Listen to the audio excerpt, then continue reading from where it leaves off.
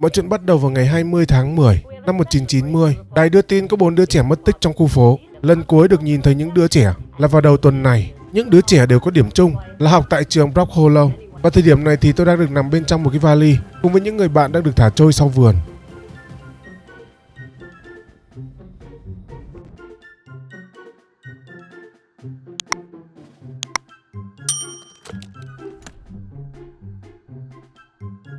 Khi tỉnh lại thì thật sự là tôi không nhớ chuyện gì đã xảy ra giữa tôi và những người bạn chung trường cả. Mọi thứ đối với bọn tôi lúc này thật sự là rất bất ngờ. Cây cỏ hàng ngày bọn tôi dẫm đạp lên này nó đã cao như một cây cổ thụ rồi. Con mọt là một loại côn trùng nhỏ. Tôi thường thấy bọn chúng bên trong cái chum gạo nhà tôi. Thậm chí là nó chỉ nhỏ bằng một hạt gạo thôi. Mà giờ với tầm nhìn hiện tại của tôi lúc này thì tôi thấy nó không khác gì là một con heo cả. Đi theo tín hiệu của đồng hồ được gắn trên tay, nó dẫn bọn tôi đến một cái trạm nghiên cứu bỏ hoang. Bên trong này thì có một vài cái máy nó đã bị hỏng rồi. Trong đó chỉ có đúng một cái máy này là có thể dùng được thôi. Nó dùng để nghiên cứu những thứ mà bọn tôi có thể lượm nhặt được. Nhờ thế mà bọn tôi sẽ có những cái công thức. Ví dụ như nghiên cứu cục đá, nó sẽ có ý tưởng làm rìu đá và thương đá. Từ mầm cỏ nó sẽ cho gậy gai, cột đánh dấu, lửa trại, hàng rào và cỏ dại. Nghiên cứu cỏ dại nó sẽ cho bọn tôi ý tưởng công thức làm dây cỏ, băng gạt và vài thứ khác nữa. Những cọng cỏ rất khó nhìn thấy khi ở cơ thể bình thường, hay là cục đá tưởng chừng nó là một hạt cát hay là hạt bụi. Bây giờ nó đã là những thứ có thể giúp tôi làm được những công cụ cơ bản để sinh tồn trong cái khu vườn này rồi. Với thân hình ngang bằng với một con kiến. Nói đến kiến, tôi tưởng chừng bọn kiến nó sẽ tự chủ coi bọn tôi là con mồi. Nhưng đó là do bọn tôi kiếm chuyện với nó thôi. Chứ bọn này bình thường rất hiền. Với những cục đá cỏ dại, tôi kết hợp chúng lại với nhau và làm được một cây rìu đá kèm với một cây thương đá để phòng thân nữa. Nhưng với cái vũ khí đó thì chỉ có thể bắt nạt được bọn rệp mọt thôi. Ngoài ra khi chụm hai tay lại, tôi có thể xem được thông tin của bọn côn trùng, nó tên gì và bọn chúng sẽ sợ gì và kháng lại gì. Có được thông tin đó thì về sau sẽ dễ hành hạ bọn nó hơn. Bọn tôi đi vào một cái vườn hoa hồng. Bên cạnh mấy cây hoa hồng, nó có một cái cây gì đó khá là nhiều gai. Thứ mà bọn tôi đang cần lấy, nó dùng để làm mũi tên và đặc biệt là làm món vũ khí mà tôi khá là yêu thích. Đó chính là cây gậy gai. Tuy là chỉ số sát thương của nó không có được cao cho lắm, nhưng nhờ có gai nhọn của nó mà nó có thêm hiệu ứng chảy máu, một cái hiệu ứng mà không thể cưỡng lại được. Quanh đó bọn tôi bắt gặp một con nhện khá là to. Tưởng gì, chỉ là nhện thôi mà. Thì tại vì nó hơi to thôi. May là có đồng đội ở gần nên vẫn có thể cứu được. Miếng thịt mọt tươi tôi mang đi nghiên cứu thì có được công thức làm khiên. Nó sẽ là món phòng thủ khá là tốt, nhưng hiện tại thì chưa đủ đồ để làm. Trời sập tối không biết ngoài kia sẽ có những thứ gì đang rình rập bọn tôi, cho nên bọn tôi đã leo lên một cái cây đèn chiếu sáng nơi có ánh sáng chói chang của đảng bảo vệ, kèm với con ruồi bị ánh sáng thu hút nữa. Giết bọn ruồi bọn tôi sẽ có được lông của nó dùng để làm cung và vài thứ khác. Ngoài ra thì còn có cả thịt ruồi nữa. Thông thường thì ruồi nó hay ăn phân. Nếu như bọn tôi ăn thịt ruồi thì mà thôi. Trời lờ mờ sáng, bọn tôi đi loanh quanh thì gặp một con bọ cánh cam. Nó bình thường thì rất là vô hại, nhưng khi thử chạm vào nó thì nó không khác gì là một con boss cả. Nó hành bọn tôi ra bã luôn mà. Nhưng 3 chọi 1 không nó chết thì bọn tôi sẽ chết. Đánh một hồi lâu thì bọn tôi cũng kết liễu được nó rồi. Đánh có một con bọ cánh cam thôi mà đói hết cả đám. Bọn tôi đặt vài cái cam phai xuống và nướng một vài thịt ruồi để ăn chống đói. Ăn xong bọn tôi chui chung vào trong một cái lều để ôm nhau ngủ cho nó ấm.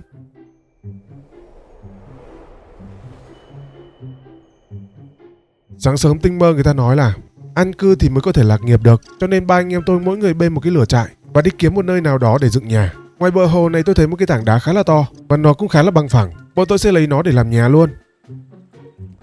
Ngay cạnh đó là một cái cây sồi lớn. Dưới gốc cây sồi sẽ có hạt sồi rơi rụng khắp nơi. Tôi lấy cây búa đập lấy một ít rồi chạy khỏi đó trước khi con nhện nó thấy.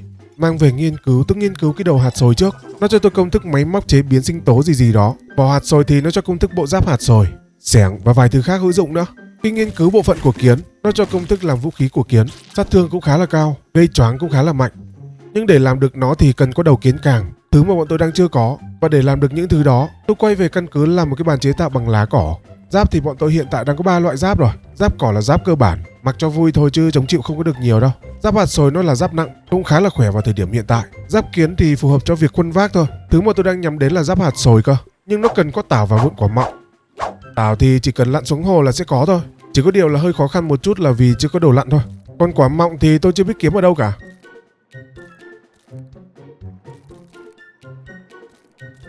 Lúc quay về tôi còn bị một con nhện thợ dệt nó dí nữa cơ. Và tình cờ tôi phát hiện trong con game này nó có cơ chế berry, đúng kỹ năng mà tôi yêu thích trong những cái tựa game như thế này. Và để làm quen được cái phong cách berry trong con game này thì chắc là sẽ cần phải luyện tập khá nhiều đấy. Trong lúc tôi đang đi nghiên cứu và kiếm đồ thì Bon và Siro cũng đã xây xong được cái khung tường nhà rồi. Ở tạm thôi chứ sau này cần phải nâng cấp lên đấy. Sau đó tôi tìm một con nhện nhỏ để bắt đầu luyện tập berry.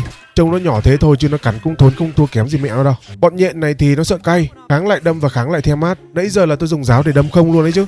Nhưng thực chất là tôi đang muốn luyện tập thôi mà. Nguồn thức ăn hiện tại của bọn tôi là chỉ có đi săn mọt và rệp thôi. Còn nguồn nước hiện tại thì là chưa có. Tôi có thấy một cái công thức nó có tên là xào thu xương. Để làm được cái đó thì cũng không khó đâu. Chỉ cần có dây cỏ, thân cỏ, đá và tơ nhện thôi. Tơ nhện thì tôi có làm 2 cái máy để dệt mạng nhện từ con nhện rồi. Còn những thứ khác thì cũng không khó để kiếm đâu. Nên đóng được cái xào này thì cũng nhanh thôi mà. Cứ vào mỗi buổi sáng, xương nó sẽ tụ lại trên cái tơ nhện này. Chỉ cần há mồm ra hứng để uống thôi. Đóng thêm một cái chum nước bên cạnh nữa. Đợi lúc nào có cái đầu múc xương, múc đầy vào cái chum này dự trữ là không lo bị thiếu nước uống luôn. Lúc sau đi khám phá, tôi có gặp một con bọ xít. Bọn tôi nảy ra được một ý tưởng khá là hay. Bọn tôi sẽ dụ con bọ xít về chỗ cái hang kiến và để cho bọn nó tàn sát lẫn nhau. Bọn kiến nó dính độc của con bọ xít, làm mất máu và bọn kiến nó sẽ khùng lên và tấn công ngược lại con bọ xít. Và người hưởng lợi không ai khác là bọn tôi. Không cần sứt đầu mẻ chán và vẫn có đồ từ con bọ xít và cả bọn kiến nữa.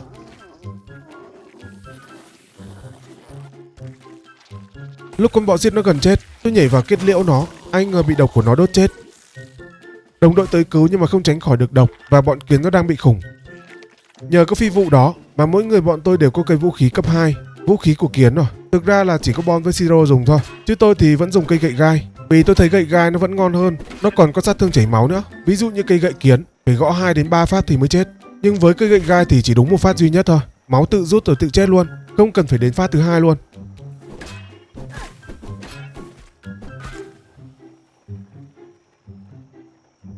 Và món vũ khí thứ hai mà tôi đang muốn làm đó là cây rìu cấp 2 này. Cây này thì nó sẽ cầm một tay, tay còn lại thì sẽ có thể cầm được khiên. Bộ căm bo rìu khiên cũng là một thứ gì đó đấy. Để làm được cây này thì cần có đầu bọ cánh cam, thân bọ đánh bom và tơ nhện.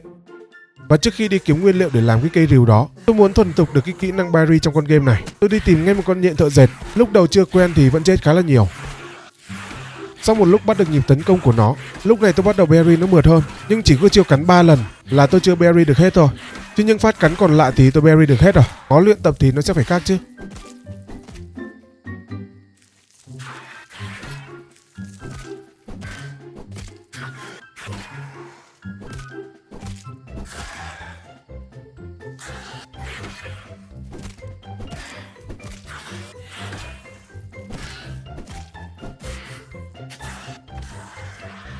Và ngoài thức ăn từ bọn rệp mọt ra, tôi có đặt thêm vài cái chậu trồng cây. Nó sẽ dùng để trồng nấm, giúp bọn tôi có được cái nguồn lương thực tự trồng. Bên trong người tôi thì còn vài thứ chưa nghiên cứu, như nhân hạt sồi thì nó cho công thức siro tăng lực. Thân bọ xít thì có được công thức làm búa côn trùng cấp 2 và hồ tu sửa. Đầu kiến càng thì nó cho công thức siro đoàn kiến, chắc là tăng sức quân vác thôi. Nhờ nghiên cứu như thứ đó mà tôi đã lên được cấp 5 rồi, mở khóa thêm được chân vịt, mũ bong bóng, đèn nhầy và nón đom đóm. Những thứ này chắc là dùng để lặn xuống cái hồ gần nhà tôi đấy. Và trước đó thì bọn tôi có nghiên cứu được cái công thức làm giáp nhện nữa.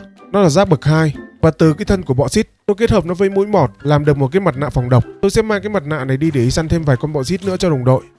Chưa tìm được bọ xít, nhưng tôi tìm được 2 con bọ đánh bom. Nó đang nối đuôi nhau đi chơi. Bọn này thì tôi không biết nó mạnh yếu thế nào. Tôi móc cây cung ra, dụ nó đến một cái tảng đá và đứng trên để bắn nó. Tuy là bọn nó không leo lên trên được, nhưng bọn nó phun ra một cái chất axit nóng, cứ bị bắn trúng một phát là đi luôn. Cũng loay hoay mãi thì tôi mới hạ gục được từng con ấy. Có thân của bọn này thì tôi sẽ có thể làm được cây rìu cấp 2 sớm thôi. Tôi thấy bọn bọ đánh bom này áp sát vào vẫn dễ đánh hơn rất nhiều đấy, vì khi áp sát thì dễ né cái axit của nó bắn ra hơn. Đi loanh quanh trong sân, tôi vô tình phát hiện ra một con nhện gì đó khá là to. Nó tên là nhện sói. Nó đi ngang qua cái tổ kiến, bị bọn kiến nó chửi đều. Nó vồ từng con một luôn. Nhìn lấy biết nó là trùm khu này rồi. Tốt nhất là tránh xa nó ra trước khi nó nhìn thấy tôi. Lúc sau tôi có tìm được một con bọ xít. Tôi có mặt nạ phòng độc rồi, nên là chốc cả lò nhà nó luôn.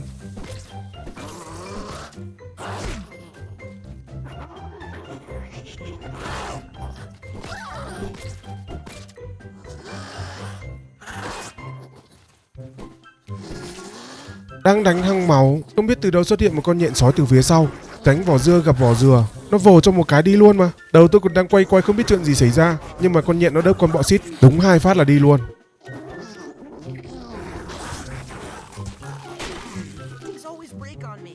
Lúc tôi quay lại thì xác con bọ xít vẫn ở đó, còn con nhện sói thì chắc là đi ngủ rồi. Tôi chắc là chuồn trước cho nó an toàn. Và để có thể trở nên trâu hơn, Tôi có tìm hiểu sơ qua thì biết được trong con game này nó có hệ thống đột biến, tức là kỹ năng nội tại của bản thân đấy. Cái đột biến tăng phòng thủ mà dễ lấy nhất lúc này đó chính là berry. Chỉ cần berry liên tiếp 10 lần là sẽ có thể lấy được cái đột biến đó. Và cách để có thể berry dễ nhất đó chính là đi kiếm mấy con mạt. Bọn này thì chỉ có một chiêu duy nhất là nhảy lên và cắn thôi, nên là berry cực kỳ dễ luôn. Sau khi hoàn thành, tôi sẽ có cái đột biến là ông hoàng chống chịu. Gắn nó lên thì tôi sẽ tăng thêm được một chút giáp. Với thời điểm hiện tại thì chỉ có thể gắn được 2 cái đột biến thôi. Cái thứ hai thì tôi sẽ gắn cạm cái tấn công kiến, gây thêm sát thương cho kiến đấy. Tôi đi loanh quanh thì gặp mấy con ấu trùng. Con này khá là dễ berry, 1-2 con thì lại hơi dễ. Cái này phải thêm chục con nữa thì mới đủ đô. À thì do nó cắn lén thôi. Lúc hẹo thì tôi chọn hồi sinh ở một cái nơi gần nhất. Vô tình đúng lúc thế nào con bọ xít nó cũng vừa đi ngang qua luôn. Nó ngửi thấy mùi 3 ngày chưa tắm của tôi. Một con thì tôi lại không ngán, nhưng 2 con thì lại hơi khó. Cái mặt nạ phòng độc của tôi thì lại sắp hỏng rồi. Mặt nạ hỏng một cái là bắt đầu máu nó tụt luôn. Rồi từ đâu xuất hiện thêm một con nữa. Thế thì chịu rồi. Cái này là của chúng mày tất luôn.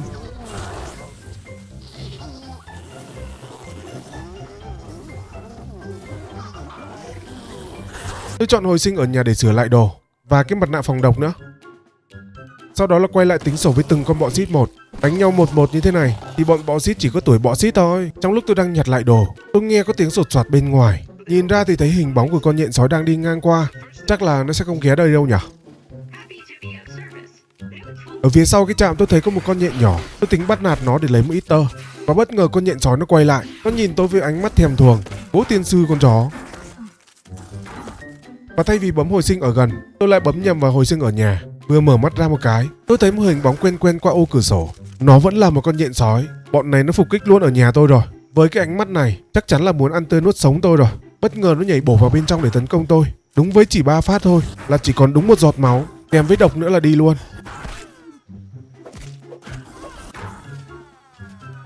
Tỉnh lại thì nó vẫn đang bên trong nhà tôi. Tôi lại nảy ra được một ý tưởng. Nhân cơ hội đang hồi sinh liên tục như thế này, tôi sẽ học berry từ nó luôn và học thuộc skill của con này luôn. Nếu như tôi thuần thục được kỹ năng với con nhện sói thì với những con khác thì chắc chắn lại dễ lại càng dễ. Bởi vì cái khó nhất mà tôi đã hoàn thành được thì lấy gì mấy con dễ hơn mà tôi không đánh được, đúng không? Kiên trì một tí thôi là pro liền.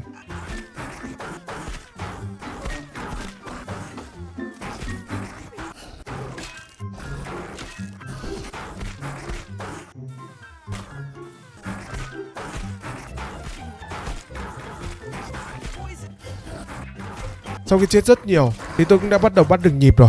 Mấy phát cắn thường thì hầu như là tôi berry được hết. Chỉ riêng cái cắn liên tiếp 3 phát vì nó nhanh quá mà tôi chưa berry kịp thôi.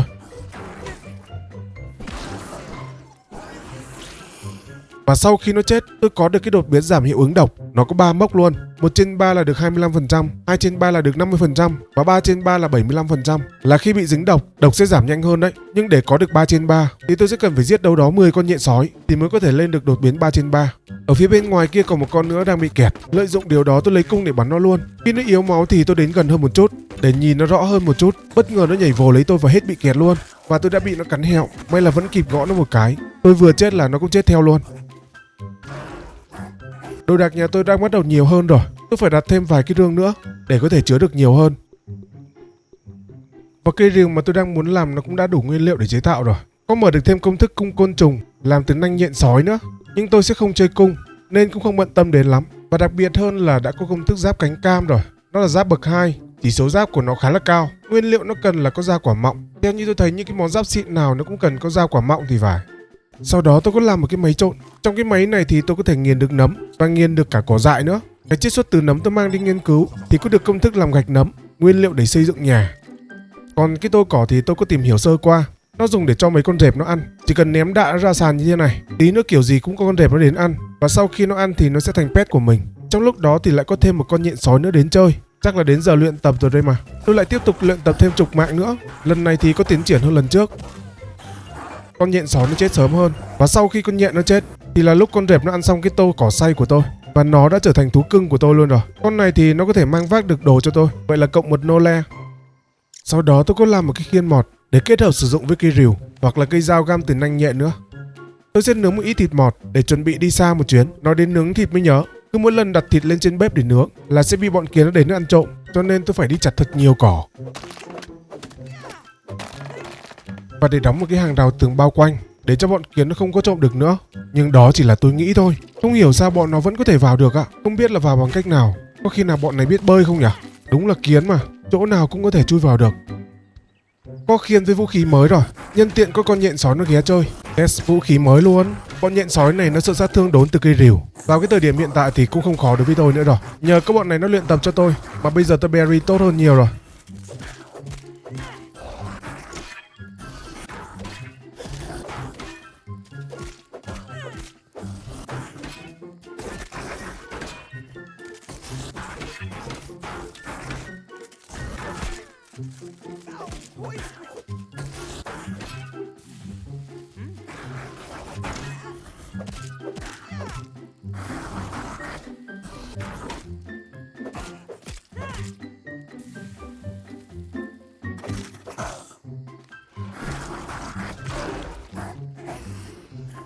Thịt nướng mang theo cũng đã có rồi. Tôi có làm một cái bình nước từ da giòi, nó sẽ có thể mang theo được 2 giọt nước, uống được 2 lần đấy. Chuẩn bị xong tôi đi tìm vườn quả mọng, nó nằm ở phía dưới góc bản đồ. Vừa đến nơi là gặp 2 con bọ đánh bom. Tôi dùng con dao găm có sát thương độc để đánh, nhưng có vẻ như là sát thương nó hơi thấp thì phải. Có lẽ nên dùng rìu thì sát thương nó sẽ cao hơn nhiều đấy. Trên cây cao kia là những quả mọng mà tôi đang cần lấy, mà để hái được nó thì sẽ cần phải có cung, nhưng tôi lại không chuẩn bị mang theo một cây cung nào cả, cho nên tôi đã dùng đến cách là ném vũ khí cho mấy quả mọng nó rớt xuống và dùng rìu để chặt nhỏ nó ra và lấy từng mảnh của quả mọng. Và để có được dao quả mọng thì nó có 2 cách, một là treo lên cái sào phơi thì sẽ có được 1-1, còn nếu như đổi trực tiếp qua bàn, cách này thì sẽ không cần phải chờ, nhưng đổi lại sẽ mất 3 miếng thì mới được một cái dao quả mọng. Phơi thì nó hơi tốn thời gian một chút, nhưng nó sẽ tiết kiệm hơn rất nhiều. Tôi sẽ làm một cây cung kèm với một đống mũi tên nữa để đi kiếm thêm ít quả mọng cho đồng đội. Có cung thì việc lấy quả mọng nó sẽ dễ hơn rất nhiều đấy, bắn cho nó rụng hết một lượt rồi đi chặt từng quả để thu hoạch.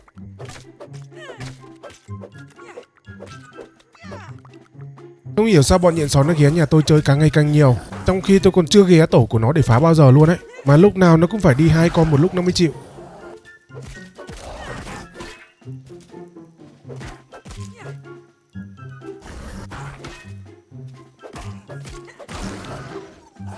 Và nhờ những con lượt ghé đặc biệt như thế mà tôi mới có được cái đột biến miễn dịch với độc 2. Chắc là giết thêm vài con nữa là lên được 3/3 rồi. Khi vỏ quả mọng được phơi khô, tôi mang nó lên bàn chế tạo luôn một cái bộ giáp cánh cam. Bộ giáp này là giáp nặng, có sức chống chịu khá là tốt. Tôi thay nó với cái bộ mà tôi đang mặc. Cái bộ kiến này thì lúc nào cần xây dựng thì mang nó ra mặc thì sẽ hợp lý hơn. Có giáp xịn rồi nên giờ đánh bọn nhện sói nó cũng dễ hơn rất nhiều. Sát thương nhận phải thì cũng giảm đi đáng kể. Và trong quá trình đánh nhau với bọn côn trùng, tôi vô tình mở được cái đột biến tiều phu. Khi gắn cái đột biến đó lên, nó sẽ thêm cho tôi sát thương khi dùng rìu. Ví dụ như con bọ đánh bom này, cứ dính mũi phát bổ của tôi là nó bị dính hiệu ứng giảm giáp. Nhờ thế mà bọn này nó sẽ chết nhanh hơn bình thường. Sau đó bọn tôi bắt đầu đi săn nhện sói nhiều hơn để lấy được cái hiệu ứng kháng độc 3, giảm hiệu ứng độc lên 75% luôn. Gần như mọi thứ đối với tôi lúc này là quá mạnh rồi.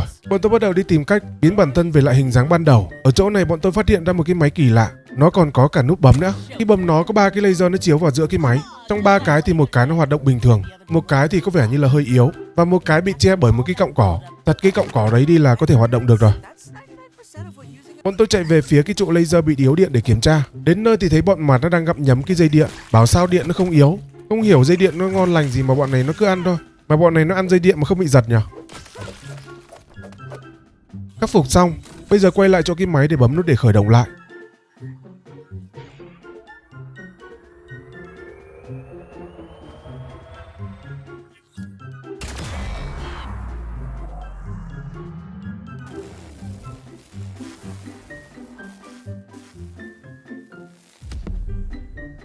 Có vẻ như là có vấn đề gì đó khiến đường dây điện nó phát nổ ở dưới gốc cây sồi. Bọn tôi chạy đến nơi thì phát hiện ở dưới gốc cây sồi nó có một cái căn cứ khá là lạ. Máy móc tối tân, còn có cả camera nữa cơ. Máy móc bên trong tân tiến, không khác gì là một phòng nghiên cứu ở dưới lòng đất cả. Trong này bọn tôi bắt gặp một con robot đang nằm thoi thóp, chắc là do từ vụ nổ hồi nãy nên khiến nó bị mất ý thức. Khi cứu nó dậy, nó nói nó tên là Burger L, là một con robot với chức danh là giám đốc nghiên cứu dự án. Nhưng vì vụ nổ vừa rồi khiến nó bị mất dữ liệu và bộ nhớ của nó cũng bị hỏng, không còn nhớ được nhiều nữa. Và nơi này là phòng nghiên cứu dưới gốc cây sồi của ông tiến sĩ Wendell, chuyên dùng để nghiên cứu những thứ nhỏ xíu. Ông ấy cũng là người phát minh ra bạn robot này. Tên của con robot này ban đầu tên là bếp trưởng tương lai. Bảo sao lại có đầu bếp trên tay. Sau này thì nó được đổi tên thành Burger, và để hỗ trợ ông tiến sĩ nghiên cứu nên nó mới có chức danh là giám đốc nghiên cứu thường vụ. Nhưng nhiều tuần vừa qua thì nó lại không thấy ông tiến sĩ ở đâu cả, vì ngân hàng bộ nhớ hiện tại của nó đang bị hỏng, cũng không biết ông ấy đã đi đâu. Thực ra nó cũng khá là giống bọn tôi lúc này. Từ khi bị biến thành nhỏ như thế này là bọn tôi không còn nhớ bản thân mình là ai. Đó cũng là di chứng khi bị biến nhỏ đấy. Và bây giờ muốn trở lại hình dáng ban đầu thì cần phải kích hoạt thành công cái cỗ máy có 3 cái laser ngoài kia.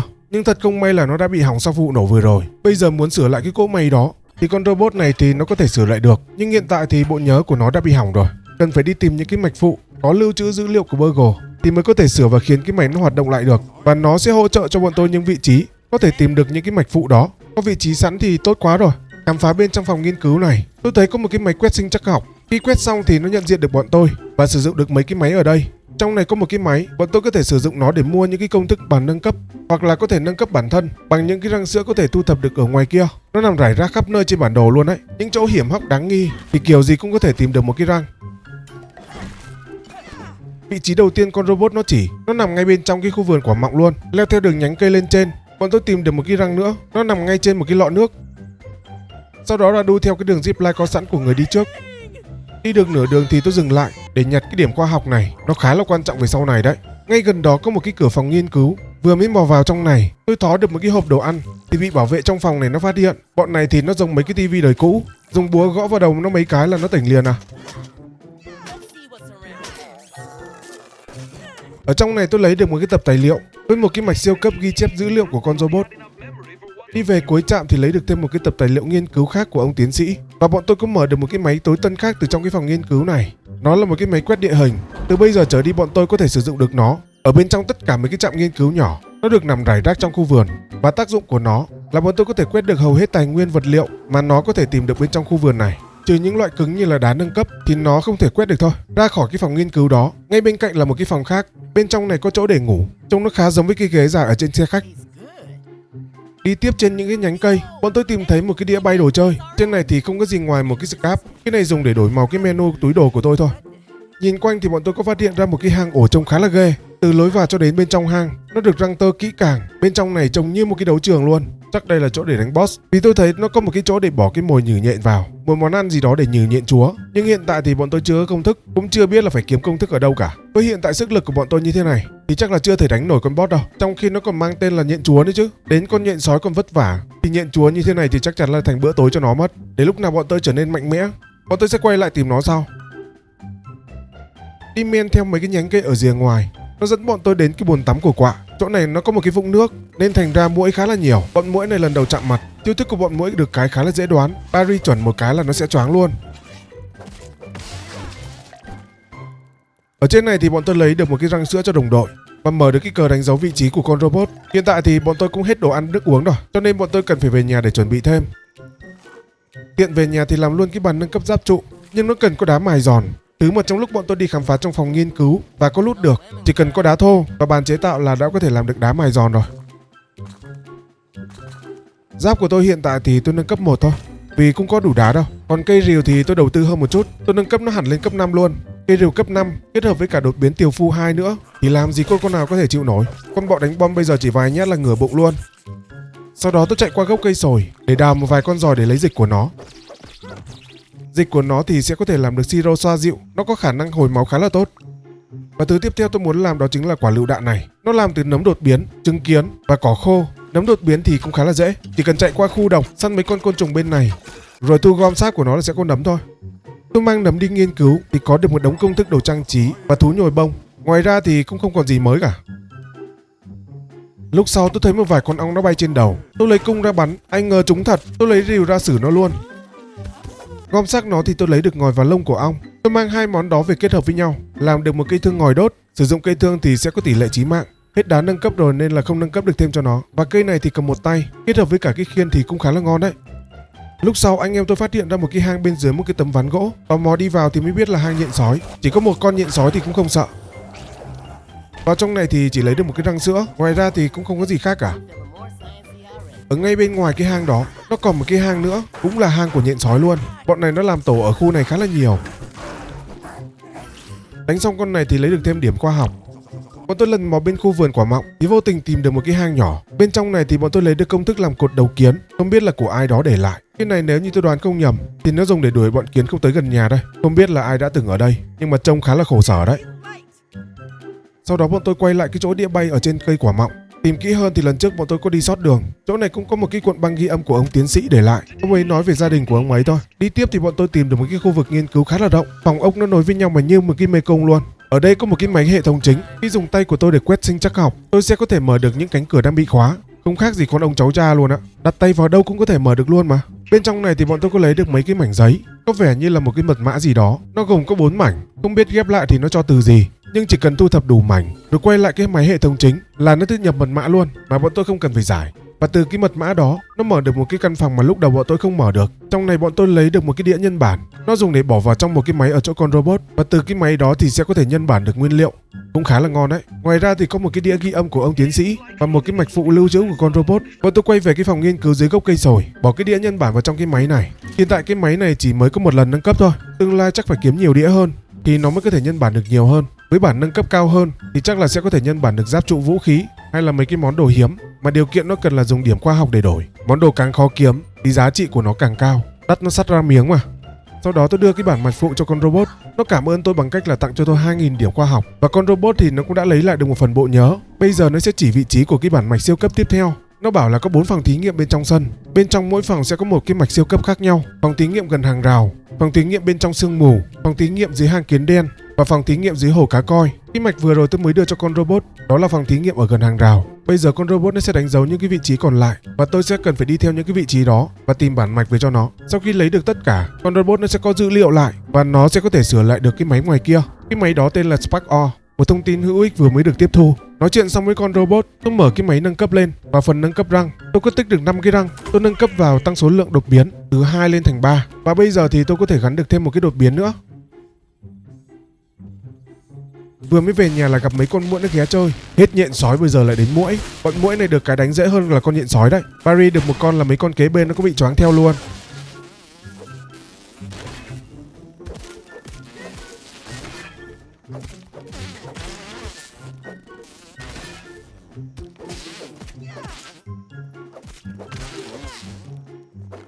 À đây, con robot nó cũng đã ghim sẵn những cái vị trí có cái bản mạch siêu cấp lên đồng hồ của tôi rồi đây. Cứ đi theo nó là sẽ tìm được.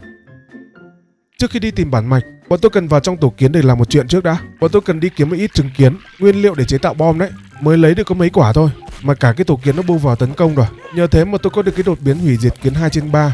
Đi sâu vào bên trong hang thì bọn tôi gặp một con kiến chúa. Tưởng đâu phải đánh nhau với nó nên tôi rút ngay cây giáo ra để lấy uy. Nhưng mà thấy nó không có động tĩnh gì cả. Đến gần thì mới biết là nó không có khả năng chiến đấu. Thông thường con này nó chỉ có ăn với đẻ thôi. Nó yêu cầu là phải dâng một cái bánh kẹp nấm thơm lừng lên cho nó ăn. Không biết là ăn xong thì sẽ cho bọn tôi cái gì, nhưng nó cũng là một cái khám phá mới đấy. Sau này có bánh thì bọn tôi sẽ quay lại sau. Có chứng kiến rồi, bọn tôi sắm mỗi người một cái mặt nạ phòng độc và chạy vào khu khí độc để săn mấy con côn trùng biến dị. Mục đích cũng chỉ để là kiếm nấm thôi mà. Cứ giết con nào gom xác con đó là sẽ có nấm thôi. Nhưng có vài con không dứt điểm được thì nó sẽ phát nổ khá là thốn. Có nấm rồi thì đi chặt thêm một ít lá khô nữa là có thể chế tạo được bom rồi. Chuyến đi sắp tới cần có bom nên bọn tôi mới phải vất vả đi kiếm nguyên liệu như thế đó. Sau khi có bom thì vị trí đầu tiên bọn tôi muốn đến nó nằm ngay bên dưới một cái hố nhỏ. Ở chỗ này có một cái tảng đá nứt, thả một quả bom là sẽ có thể mở được thôi. Bên trong này vẫn còn một vài chỗ cần bom nữa. May là chuẩn bị mang theo cũng khá là nhiều á. Đi sâu vào bên trong thì gặp một cái trạm nghiên cứu nhỏ, rồi lại thêm một cái tảng đá nứt nữa.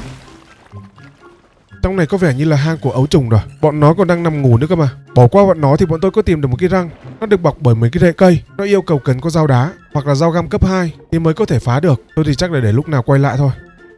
Bọn tôi có tìm được một cái hang nhỏ ở trên vách tường đá. Để lên trên đó dễ thì có một cách là bắt thang lên thôi. Cái lối cửa vào nó cũng bị hỏng, cần phải dùng bom để phá cửa đó. Bên trong này bọn tôi lấy được một cái món vũ khí điện, một ít đá nâng cấp và một món trang sức kết hợp với cả vũ khí thối rữa. Trong đó thì chỉ có để lấy những cái thứ đó thôi. Sau đó bọn tôi quay về nhà để sửa lại vũ khí giáp trụ. Nhân tiện thì cho Bon test luôn cái vũ khí mới. Cái vũ khí này thì sát thương nổ điện ở lần đánh thứ 3. Cái này mà nâng cấp nó lên thêm nữa thì nó khỏe phải biết luôn á.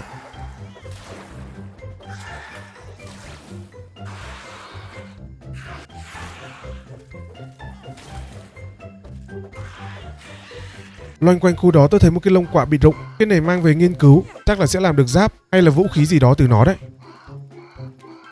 Và trước đó thì bọn tôi cũng đã có được cái công thức làm cái mũ bong bóng rồi.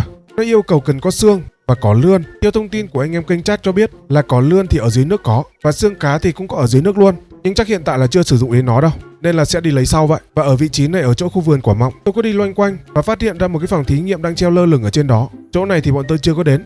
Bây giờ sẽ phải đi luồn qua những cái phòng nghiên cứu trước đó. Cũng may là không phải đi quá xa, chỉ cần băng qua mấy cái căn phòng rồi leo lên mấy cái nhánh cây là có thể đến được cái căn phòng đó rồi. Trong này thì bọn tôi lấy được cái ghi chú về nhện chúa, chắc là con nhện bên trong cái hang lúc trước mà bọn tôi đến. Từ cái ghi chú đó bọn tôi có được cái công thức của cái món mồi nhử nhện chúa. Nguyên liệu thì chỉ cần có bọ đánh bom, thân bọ cánh cam và gai nhọn nữa là được rồi.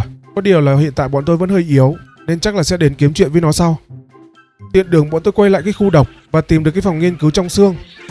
Ngoài ra thì tôi có phát hiện ra nguyên nhân tại sao khu này nó lại nhiều khí độc như thế rồi. Đó là trên cái bình phun thuốc sâu này nó bị lủng một lỗ, nên muốn ván nó lại thì cần phải có vụn kẹo sinh gôm. Nhưng để lấy được kẹo sinh gôm thì cần phải có xẻng cấp 2, thứ mà bọn tôi đang đi kiếm công thức đây. Và cái phòng nghiên cứu trong xương nó cần phải có bom thì mới có thể mở được cửa. Bom thì bọn tôi hết rồi. Tôi vác luôn một cái bàn chế tạo đến chỗ cái tổ kiến, lấy trứng ra là chế tạo luôn, khỏi phải mang về nhà, đỡ mất công đi xa. Với lại trứng để trong người lâu thì nó vẫn có thể nở được chứ không phải là không. Có bom rồi bọn tôi quay lại cái chỗ đó, cửa trứng nó bị kẹt nên cần phải có bom. Cửa thứ hai thì chỉ cần quét vân tay là xong rồi. Trong này bọn tôi có lấy được cuốn băng ghi âm và tập tài liệu của ông tiến sĩ Wendell. Trong cái phòng nghiên cứu này ông ấy nghiên cứu về nấm đột biến. Trong quá trình nghiên cứu phát triển của nó thì có vẻ như là gặp sự cố nên ông ấy phải bỏ hoang cái phòng nghiên cứu này để đến một nơi khác. Trong này bây giờ chỉ toàn là robot bảo vệ thôi. Bọn này chỉ cần dùng búa gõ là được rồi. Đây là lý do tại sao ông tiến sĩ lại bỏ đây. Bọn nấm này nó lây lan rất nhanh và nó còn phát nổ nữa. Không những nó lây lan rất nhanh mà nó còn lây lan lên mấy con côn trùng nữa cơ. Cái sát thương vụ nổ từ mấy cây nấm này nó khá là đau, không cẩn thận là hẹo luôn đấy. Bọn tôi đi tiếp theo cái đường dây điện, nó dẫn bọn tôi đến một cái cánh cửa bị khóa, chắc là phải mở công tắc ở bên trong một căn phòng nào đó rồi. Quay ngược lại thì bọn tôi có thấy một cái ống nước bể, lặn vào bên trong thì cần phải chặt rễ cây nữa. Bọn tôi hiện tại thì chưa có đồ lặn, không khéo lại chết đuối bên trong này mà chưa tìm được gì luôn đấy, nên chắc là để lần khác bọn tôi quay lại vậy. Sau đó bọn tôi có tìm được một căn phòng khác. Bên trong này thì bọn tôi tìm được một ít bánh và một cái công tắc cần gạt. Với cái màn hình chiếu bên trên thì có vẻ như là cánh cửa kia đã mở rồi, chỉ cần gạt nó là sẽ có thể mở được thôi. Bọn tôi quay lại thì đúng thật là cánh cửa đã mở, nhưng tự nhiên cảm thấy nó bất an kiểu gì ấy. Tự nhiên lại có một cái nút nữa để bấm, và vừa mới bấm để mở cửa ra thì nó xuất hiện một con bọ cánh cam bị đột biến. Nó khá là hung dữ khi nhìn thấy bọn tôi, có vẻ như nó là trùm ở đây rồi, cũng không còn đường nào để lui cả, đành phải đánh thôi. Đồ ăn nước uống hiện tại của bọn tôi hết sạch rồi nên phải đánh cò quay, chứ không thể nào mà xông xáo được. Cố gắng làm sao chỉ một người cân ốc thôi, cân ốc cả hai người là thua luôn á. Sau bao nhiêu cố gắng thì bọn tôi cũng đánh hạ được nó rồi và được tặng thêm một cái đột biến nắm đấm nấm xanh. Khi gắn nó lên và dùng tay không để đấm, nó sẽ có tỷ lệ phát nổ, nó nổ giống mấy cây nấm nó nổ á, cũng khá là hay đấy. Phía sau khu đánh boss là một căn phòng nghiên cứu chính. Trong này bọn tôi lấy được cái mạch siêu cấp sương mù cho con robot và được thêm một cái đĩa nhân bản nữa, kèm với đó là một ít đồ lặt vặt. Ngoài ra thì cũng không còn gì nữa cả, chỉ còn cái chỗ ống nước bị bể thôi. Có lẽ là bọn tôi sẽ ghé lại sau. Sau đó bọn tôi quay về cái hồ cá coi để đi săn mấy con cá cuống này. Săn bọn này thì sẽ có thể lấy được vảy của nó và đi cắt thêm một ít cỏ lươn bên dưới nước nữa. Kết hợp hai thứ đó với cả sáp cây súng để làm ra cái chân vịt giúp bọn tôi bơi nhanh hơn. Và nhờ tham quan bên dưới nước mà tôi có được cái đột biến tiên cá. Khi gắn nó lên thì sẽ có thể bơi nhanh hơn và oxy cũng được tăng thêm một chút, kèm với cả cái ống thở cấp 1 này nữa. Với những kết hợp đó, oxy của tôi từ 40 bây giờ nó lên hẳn 90 luôn. Có oxy rồi, bọn tôi lặn sâu hơn xuống dưới hồ, men theo cái đường dây điện xuống sâu hơn nữa. Dưới này tôi có phát hiện ra một cái tượng khủng long, ở răng của nó có cắm một cây vũ khí thối rữa. Nó không khác gì cây giáo của tôi đang cầm cả, chỉ khác mỗi cái tên thôi. Dưới này thì bọn tôi có thể lấy được vảy cá và cả xương cá nữa. Xương cá là thứ bọn tôi đang cần để nâng cấp cái mũ lặn lên cấp 2. Có nó thì bọn tôi sẽ có thể lặn được sâu hơn. Bên trong này nó có một cái đường hầm khá là tối tân, điện đóm đầy đủ luôn mà. Bên trong đó chắc là phòng nghiên cứu mà con robot nó nói. Nhưng oxy của bọn tôi thì lại hơi ít. Bây giờ mà vào tìm đường thì lại hơi khó. Chắc là phải về nhà để làm cái mũ lặn cấp 2 trước. Lúc bơi ra thì bị thiếu oxy, Bon thì lại bị chết đuối. Còn tôi thì lại may mắn hơn, vẫn kịp bơi ra bên ngoài để lấy thêm oxy.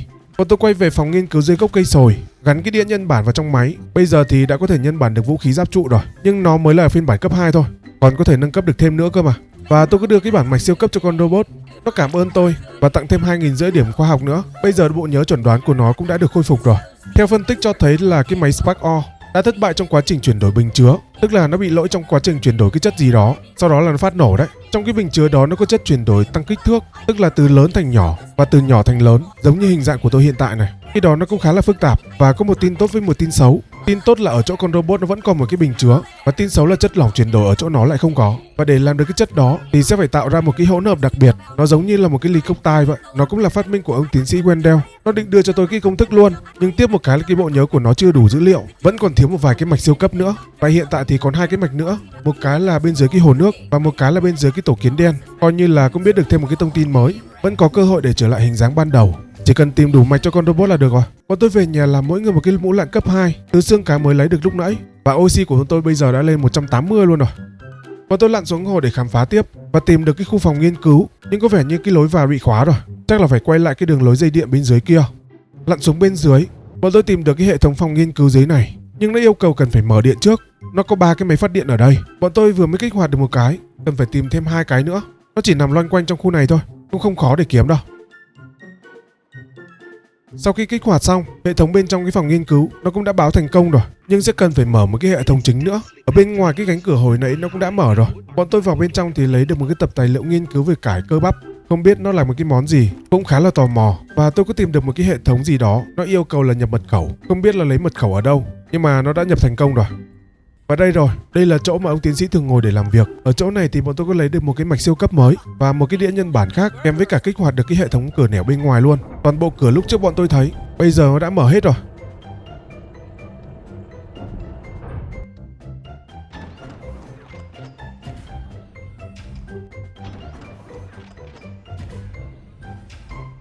Và đây là món bắp cải mà ông tiến sĩ đang nghiên cứu đây. Có lẽ nó sẽ là một thứ nguyên liệu để làm ra cái hỗn hợp đặc biệt để cho vào bình chứa đây. Nghe anh em kênh chat nói, nó còn dùng để thay thế cái dịch giỏi để làm siro xoa dịu, nó sẽ hồi máu được nhiều hơn. Và cứ khoảng 2 ngày trong game thì chỗ này nó sẽ mọc lại bắp cải. Nó mọc vô hạn luôn đấy.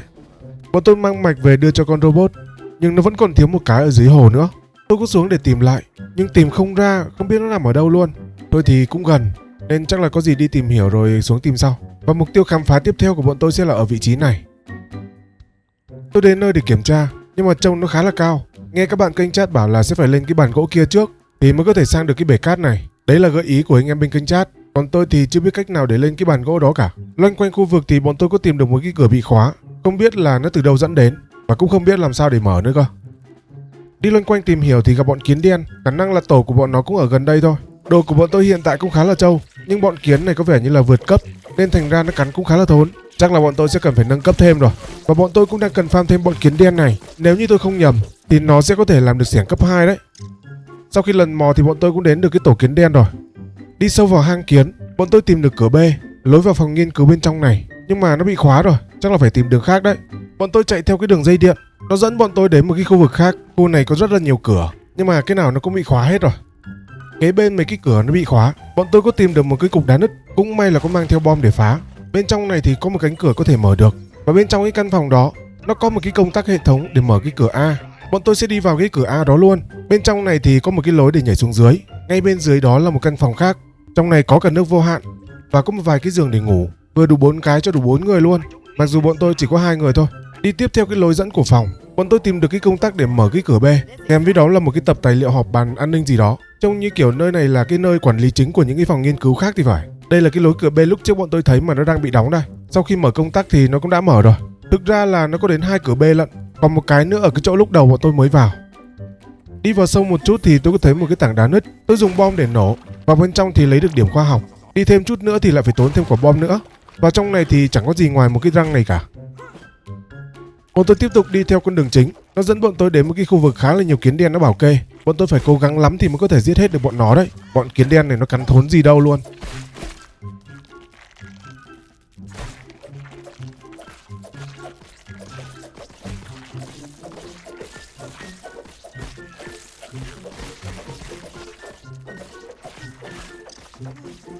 Sau khi xử bọn nó xong, tôi thấy ở đây có một cái cánh cửa khá là to. Ở ngay phía trên đó nó có một cái nút kích hoạt. Bấm một cái là cái cửa lớn đó được mở. Nhưng mà nó lại bị chặn bởi một cái tấm kính to. Nhìn khu vực bên trong đó kiểu gì cũng phải đánh boss rồi. Và ở dưới góc cái tấm kính nó có một cái vết bị nứt. Tôi thả một quả bom để cho nó vỡ hẳn ra luôn. Vậy là đã có thể vào được bên trong rồi. Nhưng khi kính vỡ thì đồng nghĩa nó cũng đã kích hoạt báo động luôn.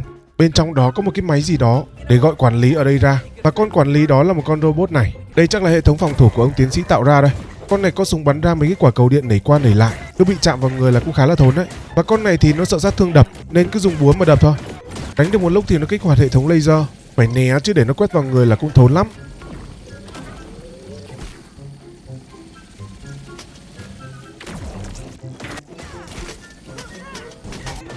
Sau một lúc thì bọn tôi cũng đã hạ gục được nó rồi đây. Cũng may là nghe anh em kênh chat chuẩn bị thật nhiều siro xoa dịu nên mới có khả năng hồi máu tốt như thế và sống lâu hơn để đánh nhau với nó. Và khi con quản lý nó chết, bọn tôi nhận được một cái đột biến là chắn tích điện. Nếu dùng khiên đỡ đủ lâu thì nó sẽ nổ điện thì phải. Ngoài ra thì có lấy được một cái thẻ giám đốc nữa. Có cái thẻ này thì bây giờ mấy cái cửa bị khóa là có thể mở được hết rồi. Và cũng có luôn cái mạch siêu cấp của con robot nữa. Kiểm tra khu vực thì có lấy được một cái tập tài liệu của con robot về cái thiết bị Mic-O và tấm hình của ông tiến sĩ. Ngoài ra thì cũng không còn gì nữa. Ở chỗ này tôi thấy có một cái hệ thống gì đó, nhưng nó yêu cầu phải thủ 8 cái máy Mic-O rải rác trong vườn thì mới có thể mở được cái cửa này. Nhưng vì tôi khá là lười nên tôi bỏ qua cái nhiệm vụ này luôn. Bọn tôi đi theo cái lối ống dẫn thì nó đưa bọn tôi lên cái cửa lúc trước mà bọn tôi đã thấy nó bị khóa. Và trong hang kiến đen thì kiểu gì cũng phải có kiến chúa. Và đúng như thế, bọn tôi cũng đã tìm được nó rồi đây. Con kiến chúa này thì nó ăn bánh kẹp kẹo giỏ ngọt, món ăn yêu thích của nữ hoàng kiến chúa.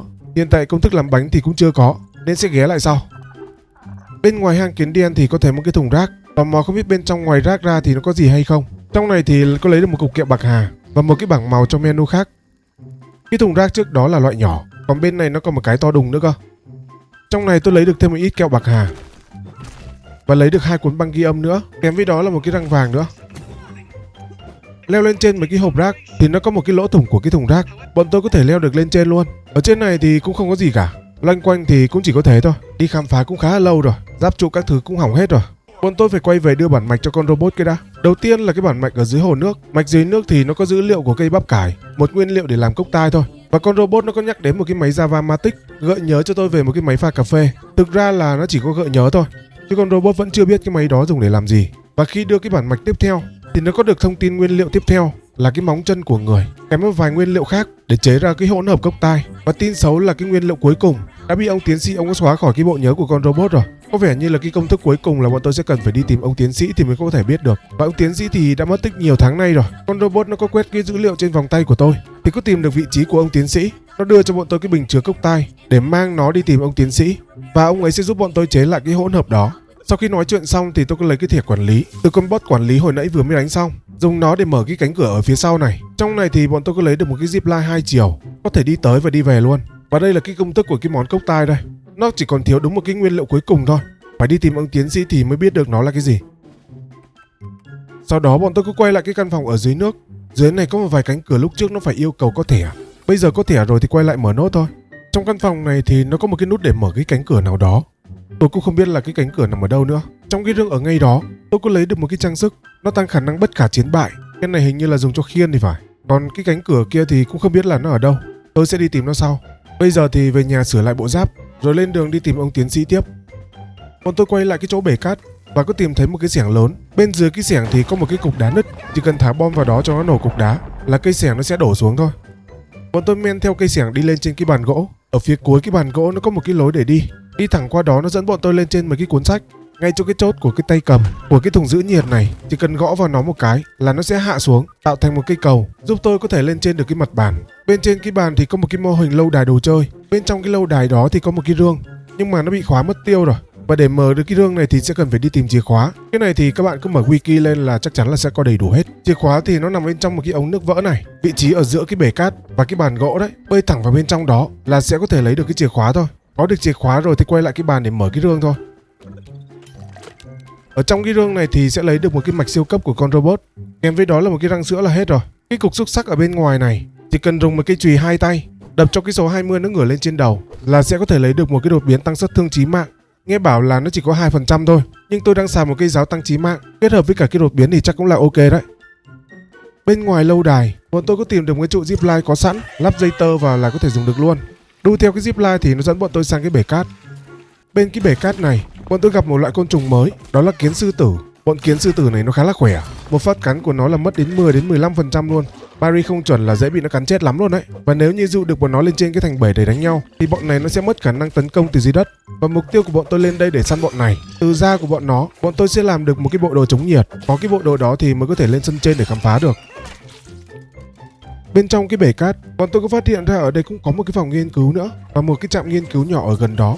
Trong đó thì lấy được một cái tập tài liệu. Ở trong khu vực này thì tôi có tìm được một viên kẹo cay. Đây là một thứ nguyên liệu mới, chắc kiểu gì nó cũng sẽ có tác dụng về sau này đó. Và đi lò dò trong khu bể cát, tôi có tìm được một cái chỗ có thể đào được. Nó yêu cầu là xẻng cấp 2. May là tôi đã có xẻng cấp 2 rồi. Khi đào lên thì nó là một cái chìa khóa màu xanh, chắc nó dùng để mở một cái kho báu nào đó. Và bọn tôi có chui vào được bên trong cái hang của kiến sư tử. Trong này thì chỉ có lấy được một cái răng thôi. Có đá nâng cấp 3 nữa, nhưng mà nó yêu cầu có búa cấp 3 thì mới có thể đập được. Bọn tôi quay lại cái phòng nghiên cứu, dùng cái thẻ quản lý để mở nó ra. Trong này có vẻ như là một nơi dùng để nghiên cứu kẹo cay và kẹo chua rồi. Không rõ là ông tiến sĩ có mục đích gì với hai loại kẹo này, chắc là để khắc chế một cái gì đó chăng? Bên cạnh đó là một cái tấm bản đồ kho báu. Tôi thấy có một cái giường bên dưới một cái tòa lâu đài bằng cát. Còn chìa khóa màu xanh thì chắc là cái chìa khóa lúc nãy tôi mới đào được chăng? Bọn tôi đi ra ngoài tìm hiểu thì có tìm được một cái lâu đài cát. Và ngay bên dưới cái lâu đài là một cái rương kho báu. Mở cái rương ra thì bọn tôi có lấy được một cái công thức là một cây vũ khí kỳ lạ. Nó là một cây gậy muối, một cây chùy muối bằng gai. Trông nó cũng ra gì đấy. Sát thương thì không cao, nhưng được cái choáng thì khá là cao. Nguyên liệu chế tạo thì cần có khối muối, vụn sinh gôm và chất nhầy đặc. Khối muối thì chưa biết tìm ở đâu cả. Còn vụn sinh gôm thì đã có rồi. Sau đó bọn tôi tiếp tục đi săn thêm vài con kiến sư tử nữa. Tiện thể thì chui vào hang của nó để khai thác lấy một ít muối, sắp tới về làm vũ khí luôn. Khai thác xong cái hang đó, khi quay lên thì trời nó cũng đã sáng rồi. Mặt trời nó chiếu trực tiếp vào cát, làm cát nó nóng lên, đồng nghĩa với việc bọn tôi đang đứng trên cái đống cát này. Nó không khác gì là đang đứng trên một cái lò luôn. Chỉ có bóng râm thì nó mới đỡ nóng thôi. Ngoài ra ăn kẹo bạc hà, nó cũng có thể làm mát cơ thể trong thời gian tạm thời. Để cho an toàn thì cứ chạy thẳng lên trên cái thành bể là nó cũng hết nóng luôn à. Hồi nãy có săn được vài con kiến sư tử, nhưng cũng chỉ đủ để làm cái áo với cái quần thôi. Vì thiếu tơ nhện nên là không làm được cái mũ. Tơ nhện hồi nãy mang theo gắn hết vào trong cái zipline rồi. Hai món đồ chống nóng đó kết hợp với cả cái đột biến phòng thủ mát lạnh, nó cũng đỡ được đôi phần đấy. Trong cái bể cát này thì nó cũng chỉ có thế thôi, cũng không còn gì nữa cả. Khám phá xong thì bọn tôi dùng bồ công anh để đu về. Về đến nhà thì tôi làm nốt cái nón để cho nó đủ cái bộ chống nóng. Rồi chạy vào phòng nghiên cứu dưới gốc cây sồi, dùng điểm khoa học để mua công thức bánh kẹp kẹo ngọt để chuẩn bị đi dâng cho kiến chúa, kèm với một cái công thức kẹo bạc hà nữa. Nó là vũ khí mới đấy. Để làm được cái cây vũ khí đó, nó yêu cầu có khối bạc hà, cánh hoa và chất nhầy đặc. Sát thương của nó cũng khá cao. Gây choáng của cái cây vũ khí này nó cũng gần tối đa luôn rồi. Nhưng hiện tại thì bọn tôi chưa đủ đồ để làm. Nghe bảo là sẽ phải lên sân trên thì mới có thể kiếm được chất nhầy đặc và nguyên liệu để làm một cái kẹo nguyên khối. Tôi cứ tìm được một cái đường lên sân trên bằng cách là nhảy lên trên mấy cái tán lá cây này, nhảy một phát là lên tới luôn, không cần phải đi tìm đường đâu xa cả. Trên này nó là một cái lò nướng than bị đổ, than đỏ và tro nó vương vãi khắp nơi. Nó làm cái khu vực này nóng khủng khiếp. Và trong cái môi trường như thế này thì có bọn ấu trùng đống cam nó lại có thể sống được. Điểm yếu của bọn này thì lại sợ đâm và the mát. Nó kháng lại đốn và kháng sát thương cay. Cũng đúng thôi, nó đang trong môi trường nóng mà, nó kháng lại cay là cũng đúng. Tôi lấy cây giáo có sát thương chí mạng ra để chơi với nó. Nó cũng khá là trâu và mỗi nhát cắn của nó cũng khá là thốn. Đánh được nó cũng khá là vất vả đấy. Nhưng khi gom xác của nó thì lại có được cái chất nhầy đặc. Chắc là phải đi săn bọn này nhiều hơn rồi. Ở đây tôi thấy có cục than nóng, tôi muốn lấy cái cục than đó, nhưng vì nhiệt ở đây nó nóng quá, nóng không chịu nổi luôn á. Bọn tôi thay phiên nhau chạy ra chạy vô, mỗi người đập một cái, tầm 2-3 lượt như thế là cục than nó sẽ bể thôi. Nhờ thế mà đột biến phòng thủ mát lạnh của tôi, nó cũng đã lên thêm được một bậc nữa rồi. Còn nó sẽ giúp tôi chống chịu lâu hơn một chút đấy. Ở phía bên trên cái lò, tôi thấy có một cái thùng đựng than, bên trong đó tôi thấy có một cây kiếm đang cắm bên trong một cái cục đá lửa hồng. Tôi đến gần và kéo nó ra, nhưng nó yêu cầu phải phòng thủ những cái đợt tấn công của bọn ấu trùng. Nó giống như là thử thách bản thân xem có đủ năng lực để sở hữu cây kiếm đó không đấy. Thật sự thì đánh một con nó đã vất vả rồi. Đây một lần nó ra 10 mấy đến 20 con thì chịu thế nào nổi. Chắc phải đợi có vũ khí bạc hà thì quay lại đánh bọn nó sẽ dễ hơn đấy. Tôi loanh quanh trong này thì cái đột biến nó cũng đã lên 3 luôn rồi. Bây giờ sẽ chịu nóng được lâu hơn, nhưng mà vẫn không chịu nổi bọn ấu trùng đống cam này. Nó cắn đầu quá, chắc là phải để lúc khác quay lại rồi. Ở ngoài này bọn tôi gặp con rận gỗ, nó khá là to. Thông thường thì con này nó hay ở cái môi trường nó ẩm thấp, bên dưới mấy cái khúc gỗ mục. Nó sợ đập, sợ the mát và sợ cay, và nó kháng lại đốn, kháng đâm và kháng chém. Điểm yếu của nó là chặt vào chân, không biết là mạnh yếu như thế nào. Bọn tôi lao vào kiếm chuyện với nó luôn, không biết cái quái nào nó húc cho một chiêu mà cả hai anh em đi luôn mà. Không cận chiến được thì chúng ta chơi tầm xa vậy, dùng cung bắn từ xa. Nó hơi tốn một chút nhưng mà vẫn có thể giết được nó. Sau đó tôi quay về nhà hoàn thiện cái lò nung quặng. Cái lò này thì dùng để nung mấy cái khối đấy. Bên trong này có đầy đủ công thức để làm mấy cái khối muối, khối bạc hà, khối cứng hay là khối kẹo chua. Có cả khối kẹo cay nữa. Nó có luôn cái công thức làm bánh ru boss nữa. Và có cả thức ăn để dâng cho kiến chúa nữa. Có cả gạch nấm dùng để xây dựng nữa. Chắc là sắp tới xây nhà tôi sẽ dùng đến nó nhiều đấy. Và những nguyên liệu khối thì có vẻ như là không khó. Tôi nung trước 5 khối bạc hà. Sau khi đợi một lúc thì cũng đã có 5 khối rồi. Tôi làm ngay một cây gậy bạc hà. Tốc độ đánh của nó thì khá là chậm, nhưng đổi lại sát thương sẽ cao, choáng nó cũng sẽ mạnh hơn nhiều. Và để có thể đi lại lên trên sân trên hay là về nhà cho nó tiện hơn, tôi lắp luôn một cái trụ zipline ở ngay gần nhà. Con sẽ đặt một cái ở phía trên kia. Xây xong thì kết nối nó lại với nhau, gắn cái đường dây chuyền bằng tơ nhện là có thể đi về mà không cần phải đi bộ xa. Nhưng nếu như mà hai người đi ngược chiều như thế này thì sẽ bị va chạm đấy. Có thể quay lại được nhưng mà phải quay lại sớm cơ. Cầm cây gậy bạc trên tay, tôi đi đánh nhau với con rận gỗ thử. Công nhận là có đồ khắc chế có khác, gõ phát nào là thấm phát đấy.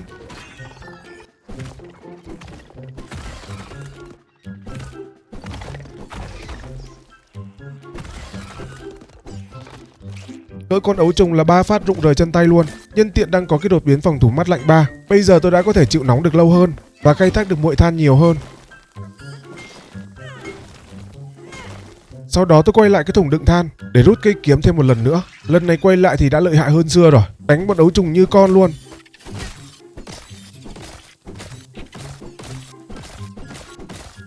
Sau đợt thủ thành công thì thay vì mỗi người sẽ nhận được một cây kiếm, nó cho bọn tôi công thức luôn. Nó chế từ khối ớt và muội than với cả chất nhầy đặc. Bọn tôi đi săn thêm vài con rận gỗ và vài con ấu trùng nữa là sẽ đủ thôi. Hồi nãy thì tôi cũng đã tiện thể nung sẵn 5 cái khối ớt rồi. Nó vừa đúng 5 khối và đủ cho 2 cây kiếm luôn. Cây kiếm nó phát sáng từ nguyên liệu vụn muội than, màu đỏ là của kẹo cay. Nó có cả sát thương cay và cả sát thương nóng luôn. Vừa mới có vũ khí mới. Bọn nhện sói nó tới thử hàng luôn. Chỉ đúng 5 nhát chiến là đi luôn. 5 nhát là còn dư đấy.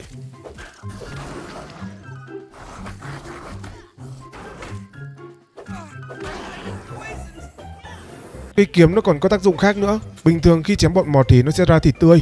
Còn nếu dùng cây kiếm này thì nó thành thịt nướng luôn. Campfire vào thời điểm này là hết tác dụng rồi đấy. Công thức kẹo ngọt thì bọn tôi cũng đã có, chỉ còn thiếu một ít dịch của mọt. Tôi dùng cái máy quét bên trong cái máy chạm, nó sẽ giúp tôi dò tìm nhanh hơn. Sau khi đã kiếm đủ nguyên liệu làm bánh, tôi về nhà nướng luôn vài phần. Trong lúc chờ bánh chín thì bọn tôi có chui vào lều ôm nhau ngủ, vì cũng khá là lâu rồi chưa ngủ. Trong cơn say ke, tôi có một giấc mơ từ ký ức đã mất. Trước mặt tôi là những người trong nhà nghiên cứu. Họ bắt trói tôi trên một cái bàn thí nghiệm với 3 cái máy laser nó chiếu thẳng vào tôi.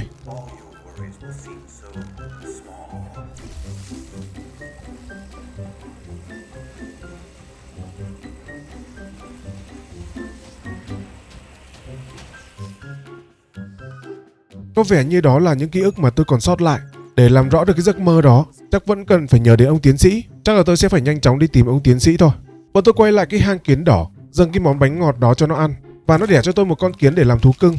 Nhưng không hiểu sao chỉ tôi được thôi, mà Bon lại không dâng cho nó ăn được nữa. Tôi cũng không hiểu tại sao. Nhưng không sao, còn cái hang kiến đen cơ mà. Về sau thì để cho Bon sở hữu con kiến đen cũng được. Tôi về nhà chế cái mũ kiến đen và một cái kính cho con rệp và xây một cái chuồng pet để đeo mũ cho con kiến. Còn con rệp thì không hiểu sao không thấy nó đâu nữa. Hay là nó dỗi tôi khi tôi có con kiến nhỉ? Tôi thật sự là nãy giờ không thấy nó đâu luôn á. Và đồ đạc vũ khí của tôi cũng đã khá xịn rồi. Bây giờ tôi sẽ nướng 2 miếng bánh để đi dụ con nhện chúa. Cũng cần phải chuẩn bị đồ ăn nước uống và cả siro xoa dịu nữa, thứ mà sẽ giúp bọn tôi hồi máu trong giao tranh. Sau đó bọn tôi lên đường quay lại cái hang nhện chúa. Nó nằm ở bên vườn khu quả mọng đấy. Đến nơi tôi thả cái bánh vào trong cái chỗ cần để. Con nhện chúa nó chui từ cái lỗ trên đầu tổ xuống. Lối vào thì cũng đã bị chặn rồi. Một là nó chết, hai là bọn tôi sẽ chết. Nhưng khi nhảy vào chém được mấy cái thì máu nó tụt quá trời. Cầm đúng cây kiếm cay nó sợ đấy chứ. Thành ra chém cũng khá là vào máu. Và tôi nhận ra chiêu thức của con này nó khá giống với con nhện sói. Với cái trình độ luyện tập với con nhện sói trên dưới 100 hiệp thì tôi có thể cân được.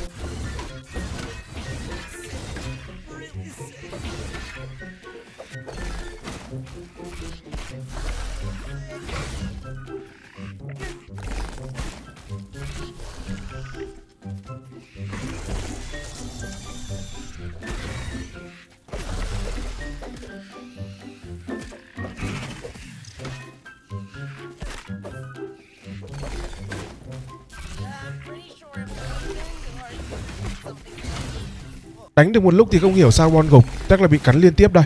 Tôi cố gắng cứu Bon nhưng mà bị con nhện chúa nó để ý quá, thành ra là phải solo luôn. Nó không khác gì con nhện sói nên là tôi có thể ăn được.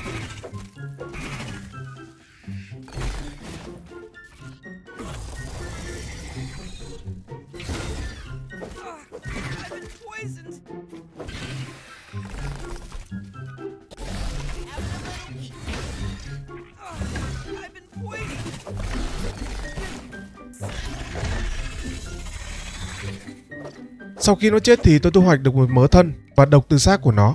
Kèm với đó là một cái trang sức. Khi đeo cái này lên, nó sẽ gọi ra mấy con nhện nhỏ để đánh phụ. Và mấy con nhện nhỏ đấy sẽ được tăng sát thương nữa. Cũng khá hay đấy. Còn một miếng nữa, gọi thêm con nữa ra đánh luôn.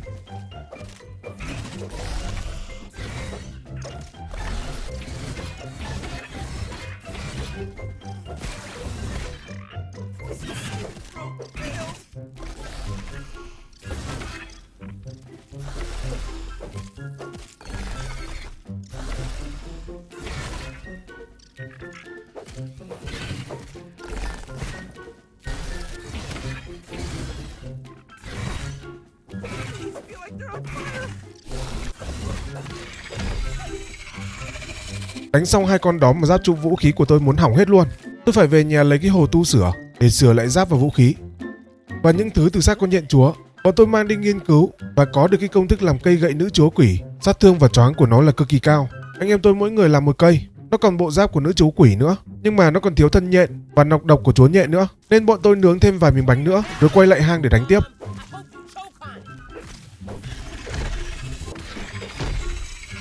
Đánh thêm được hai con nữa mà cũng chỉ được thêm một cái mũ, vẫn còn thiếu cái áo với cái quần. Có khi là phải đánh thêm vài con nữa rồi. Vừa đánh nhện chúa xong, về nhà thì có bọn thợ dệt nó đến tấn công.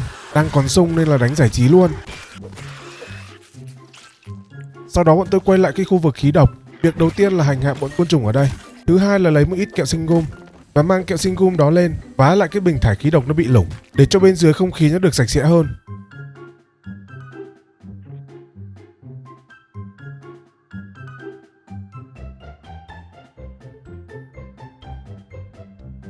Khí độc đã hết, tầm nhìn nó cũng đã rõ hơn rồi, không cần phải dùng đến cái mặt nạ phòng độc nữa. Bọn tôi có phát hiện ra một cái hang được răng rất nhiều tơ nhện. Ở sâu bên trong hang bị nhiễm độc xanh lè, toàn nấm biến dị bên trong này thôi. Và đây là nơi để triệu hồi một con nhện gì đó, cần phải có bánh mì thịt mốc thì mới có thể dụ được nó. Cái này thì hiện tại bọn tôi chưa có rồi, lúc nào có công thức thì bọn tôi sẽ quay lại sau. Ngó lại bản đồ thì thấy khu sân trên này bọn tôi chưa đi một tí nào cả. Dù sao thì cũng cần phải đi tìm chất nhầy đặc và một số nguyên liệu khác nữa để làm cây rìu cấp 3. Bọn tôi đi đến một cái vị trí nó nằm ở giữa bản đồ, có một cái chiếc xe đạp nó bị ngã. Bọn tôi mon men theo cái đường bánh xe và cái thân xe để đi lên. Nó dẫn bọn tôi lên trên cái thềm nhà. Trên này có bọn kiến đen rất nhiều và bọn này nó cũng khá là hung dữ. Nhìn thấy bọn tôi cái là vồ vập liền. Ở ngay trên đầu bọn tôi là cái ghế của ông tiến sĩ hay ngồi. Phía sau cái ghế có cây gậy bóng chảy, nó sẽ dẫn bọn tôi lên trên cái ghế luôn. Ghế này có vẻ như là lâu ngày không dùng nên thành ra kiến nó bu bám quá trời. Đánh bọn kiến xong, tôi tiện tay đập luôn cục kẹo cay ở gần đó. Chỗ này tôi thấy có cây búa nó được đặt chéo ra bên ngoài. Tôi leo lên và nhảy buộc công anh sang cái bàn ngay bên cạnh. Thực ra là tôi nhảy hụt chân, cũng không biết bên trên đó nó có gì cả.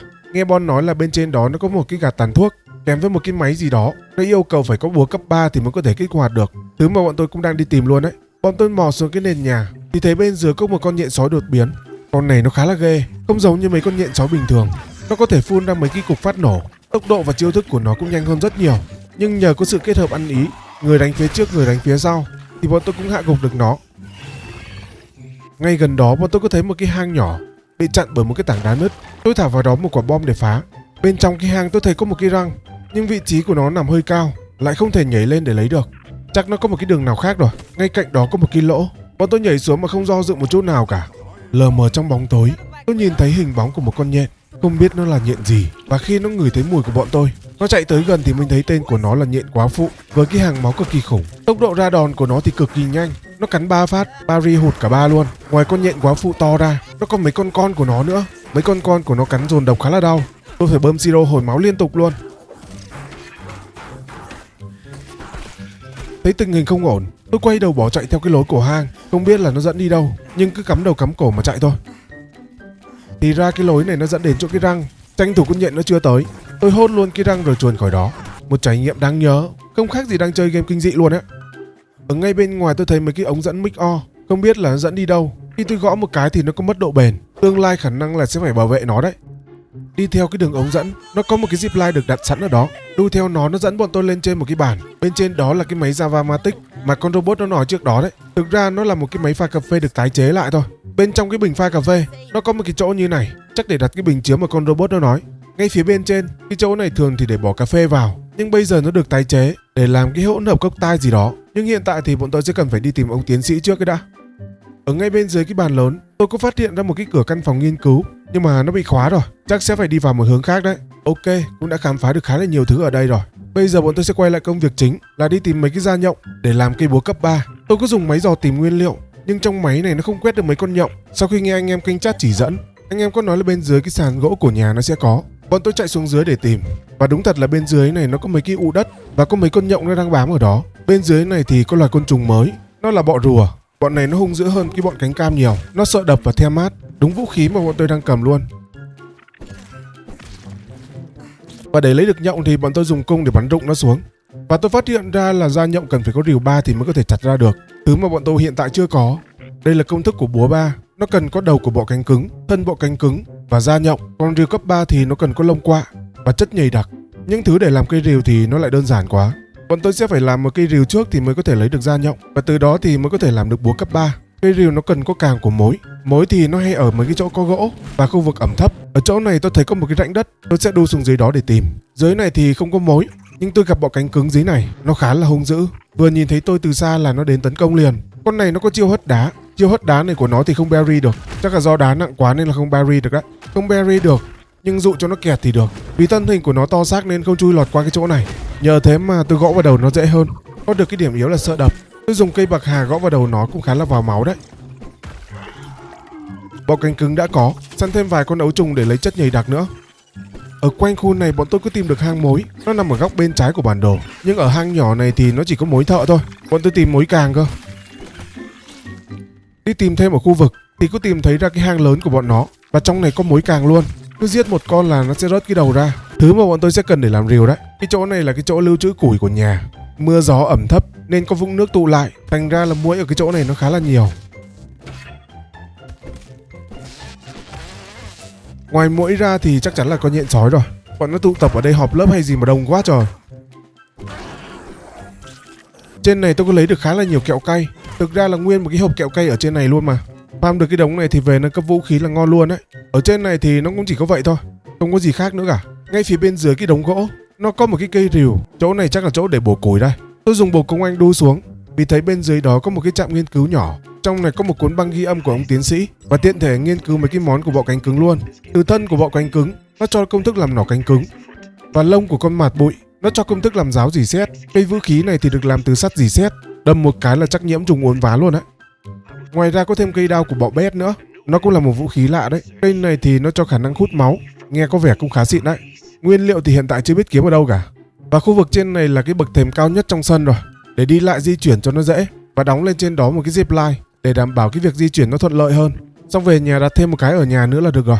Thực ra là đặt một trụ nó kết nối nhiều cái với nhau được, nhưng mà do lúc này là tôi không biết. Hiện đang ở nhà thì tôi làm luôn cái rìu cấp 3. Có cây rìu cấp 3 này thì sẽ có thể lấy được da nhộng và làm được búa cấp 3. Và trước khi đi lấy da nhộng, tôi thấy đồ đạc bên trong nhà nó khá là bừa bộn, không được ngăn nắp một chút nào cả. Tôi có dọn dẹp lại một chút, nhưng chỉ dọn như thế này thì kiểu gì nó cũng bừa ra thêm thôi. Cho nên tôi đặt thật nhiều mấy cái chậu trồng cây nấm, kết hợp với cả đi hái nấm bên ngoài để nung thành gạch nấm, thứ nguyên liệu dễ kiếm nhất. Trong lúc nung gạch nấm, tôi tranh thủ đi đặt mấy khung tường trước. Đợi có gạch nấm một cái là tôi lắp vào trong tường luôn để cho nó hoàn thiện toàn bộ. Tôi có đóng mấy cái kệ xếp để chất rương lên trên đó cho nó ngăn nắp. Sau khoảng 2 tiếng xây và 2 tiếng kiếm nguyên liệu thì bọn tôi cũng đã hoàn thiện gần như là xong căn nhà rồi đây. Ở đây tôi có đặt 2 cái ghế bằng vảy cá, có thể dùng để nghỉ ngơi hoặc ngủ luôn. Ở ngay bên hông nhà tôi có làm một cái bẫy rệp mọt, xung quanh là cầu thang bằng lá. Ở giữa nó có một cái trụ với 4 tấm tường. Tôi thả mấy khối nấm và mấy tô cỏi xay vào trong đó. Con mọt món yêu thích của nó là nấm, nó ngửi thấy mùi nấm là kiểu gì cũng đi vào. Và như con rệp thì nó thích ăn cỏ, bên trong đó có mấy tô cỏ xay. Bọn rệp mọt nó ngửi thấy mùi thơm yêu thích của nó là nó tự mò tới, rơi vào trong bẫy mà tôi đã xây. Rơi vào rồi thì không thể nào mà ra được cả. Và đấy cũng là nguồn thức ăn vô hạn đấy. Làm việc cũng khá là mệt rồi nên tôi lên giường đi ngủ để lấy lại sức. Ngủ được một chút thì lại có một cái giấc mơ kỳ lạ. Giấc mơ đó thì thật sự là tôi không hiểu gì cả. Tôi thì cứ tiếp tục công việc đi tìm ông tiến sĩ kia đã.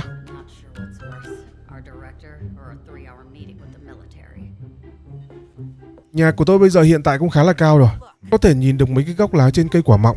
Tôi có nảy ra được một ý tưởng. Tôi leo lên trên cây quả mọng, tìm một cái cành cây thoáng mát và đặt một cái sàn kèm với một cái trụ zip line lên trên đó. Sau đó là nối tơ nhện trực tiếp từ trên này về đến nhà. Từ giờ là bọn tôi không cần phải cuốc bộ nữa, đi zip line cho nó khỏe. Ở trong khu vườn quả mọng này thì chắc là chỉ có để farm nhện chúa thôi, chứ ở trong khu vực này cũng đâu còn gì để lấy nữa đâu. Bọn tôi nướng thêm vài miếng mồi và quay lại hang trước đó để đánh thêm vài con nhện nữa, kiếm thêm nguyên liệu để hoàn thành bộ giáp.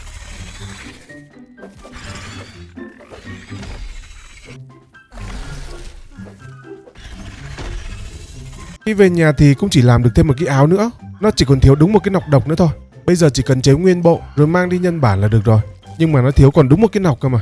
Tôi vào trong cái phòng nghiên cứu dưới gốc cây sồi để xem nhân bản cái nọc nó cần bao nhiêu.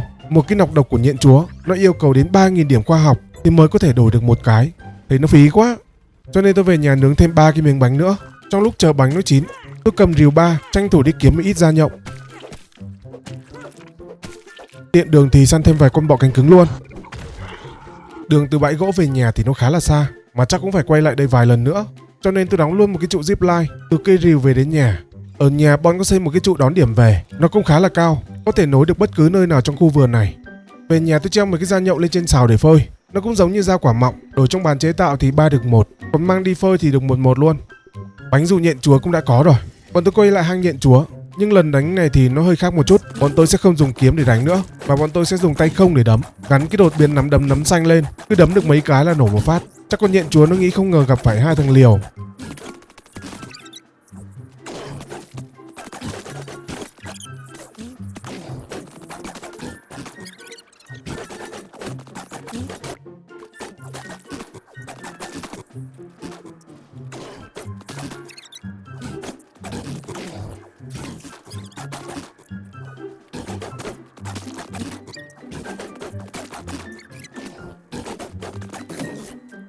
Và đây rồi, chắc chắn là chuyến này sẽ đủ bộ giáp của nhện chúa. Khi mặc bộ này lên, nó sẽ cho hiệu ứng độc đốt vào đòn tấn công. Bây giờ cứ chém phát nào là có độc phát đó luôn. Bộ giáp này thì nó cũng khá là trâu. Khả năng cao là bọn tôi sẽ mặc bộ này dài dài đấy, để cho cái bộ giáp nó trâu chó hơn. Tôi cứ nâng cấp cả bộ giáp lên nữa.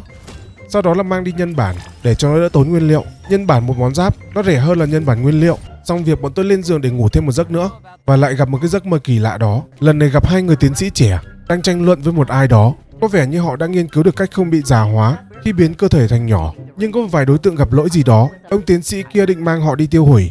Chị gái này thì có vẻ như là không đồng tình với ý kiến đó. Người tốt nhưng lại bắt đi làm việc xấu, nên thành ra là không chịu được. Sau khi ngủ dậy, Bon có làm bánh ngọt để dâng lên cho kiến đen, để đổi lấy một con kiến nhỏ, thú cưng mới của Bon. Sau đó bọn tôi quay lại cái ghế sắt và đu sang cái bàn nhỏ có tẩu thuốc. Trên cái bàn này tôi thấy có một cái bầm móng tay, bên trong cái gạt tàn thuốc thì có một cái móng chân người. Người thấy mùi thúi online luôn á. Cái này thì phải có búa 3 thì mới có thể đập được. Khi đập nó thì nó sẽ rớt ra một cái mảnh nhỏ. Tí nữa mang nghiên cứu là sẽ biết được cái công dụng của nó. Ngay bên cạnh cái gạt tàn thuốc, ở đây có một cái đồng hồ giống trên tay của tôi, nhưng mà là phiên bản phóng to.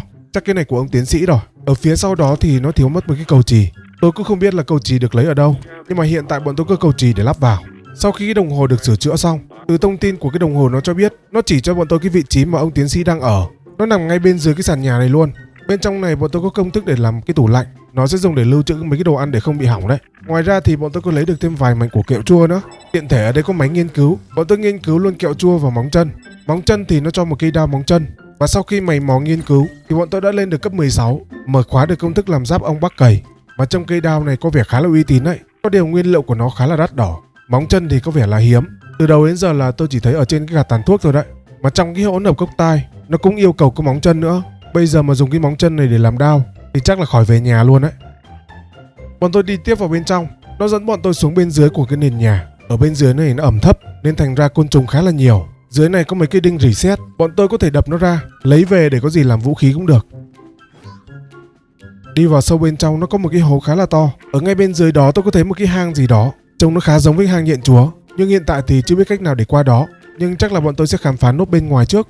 Bọn tôi chạy ra bên ngoài, xử hết mấy cái bọn côn trùng bên ngoài trước. Và có lấy được sợi sơ vải. Món nguyên liệu này nó khá là quan trọng về sau này, sẽ cần để làm giáp trụ vũ khí luôn đấy. Khám phá bên ngoài xong, bọn tôi quay lại cái chỗ hang nhện trước đó và tìm cách tiếp cận cái hang đó. Bên ngoài miệng hang nó toàn là nhện quá phụ con thôi. Bên này thì bên trong chắc chắn là nhện quá phụ rồi. Tôi mò vào bên trong để xem tình hình. Đúng thật là bên trong có một con nhện quá phụ. Nhưng đồ đạc của bọn tôi hiện tại thì cũng khá là ổn. Lần trước gặp nó một lần rồi, lần này gặp lại thì vẫn hơi rén một chút, vì lần trước có đánh được nó đâu. Bọn tôi dụ nó ra ngoài hang cho nó sáng, và kiểu gì cũng phải đánh thôi. Bọn tôi gồng cơ mông căng cơ đít lên, dồn sát thương hết cỡ vào nó, cố gắng dứt điểm nó càng nhanh càng tốt.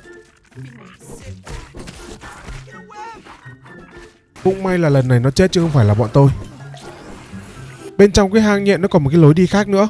Đi theo cái lối dẫn đó, nó dẫn bọn tôi đến cái phòng nghiên cứu dưới kho. Dưới này ông tiến sĩ có nghiên cứu một cái gì đó, nó có tên là dự án người kiến. Trong phòng nghiên cứu này, tôi thấy trên cái bảng kế hoạch, nhìn theo những gì đã ghi chép trên đó, có vẻ như là ông ấy đang thí nghiệm gắn ghép bộ phận của côn trùng lên trên cơ thể của người. Hồi nãy thì bọn tôi có lượm được một cái đoạn băng. Bên trong đoạn băng là cái quá trình thí nghiệm. Sau khi cấy ghép xong và hình như là đã xảy ra lỗi gì đó, bọn tôi chỉ nghe thấy tiếng la hét và tiếng nổ thôi. Chắc vì thế mà khiến cái hệ thống bên trong cái phòng nghiên cứu này nó không còn hoạt động được nữa.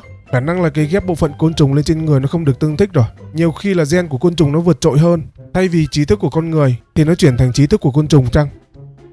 Bọn tôi tiếp tục đi sâu hơn vào bên trong để tìm hiểu, thì gặp luôn người kiến mặc quần dịp trắng. Nó đang bị nhốt bên trong một cái lồng kính. Họ cấy ghép bộ phận kiến và nấm biến dị lên trên cơ thể con người. Trông có vẻ như là không còn ý thức của con người nữa rồi. Mà tôi thấy nó giống mấy con côn trùng bị nhiễm bệnh ở bên ngoài kia đấy. Người kiến này thì nó sợ theo mát và sợ chém, kháng lại cay và kháng lại mặn, nó kháng cả nổ nữa. Thế thì dùng cây búa theo mát là hợp lý rồi.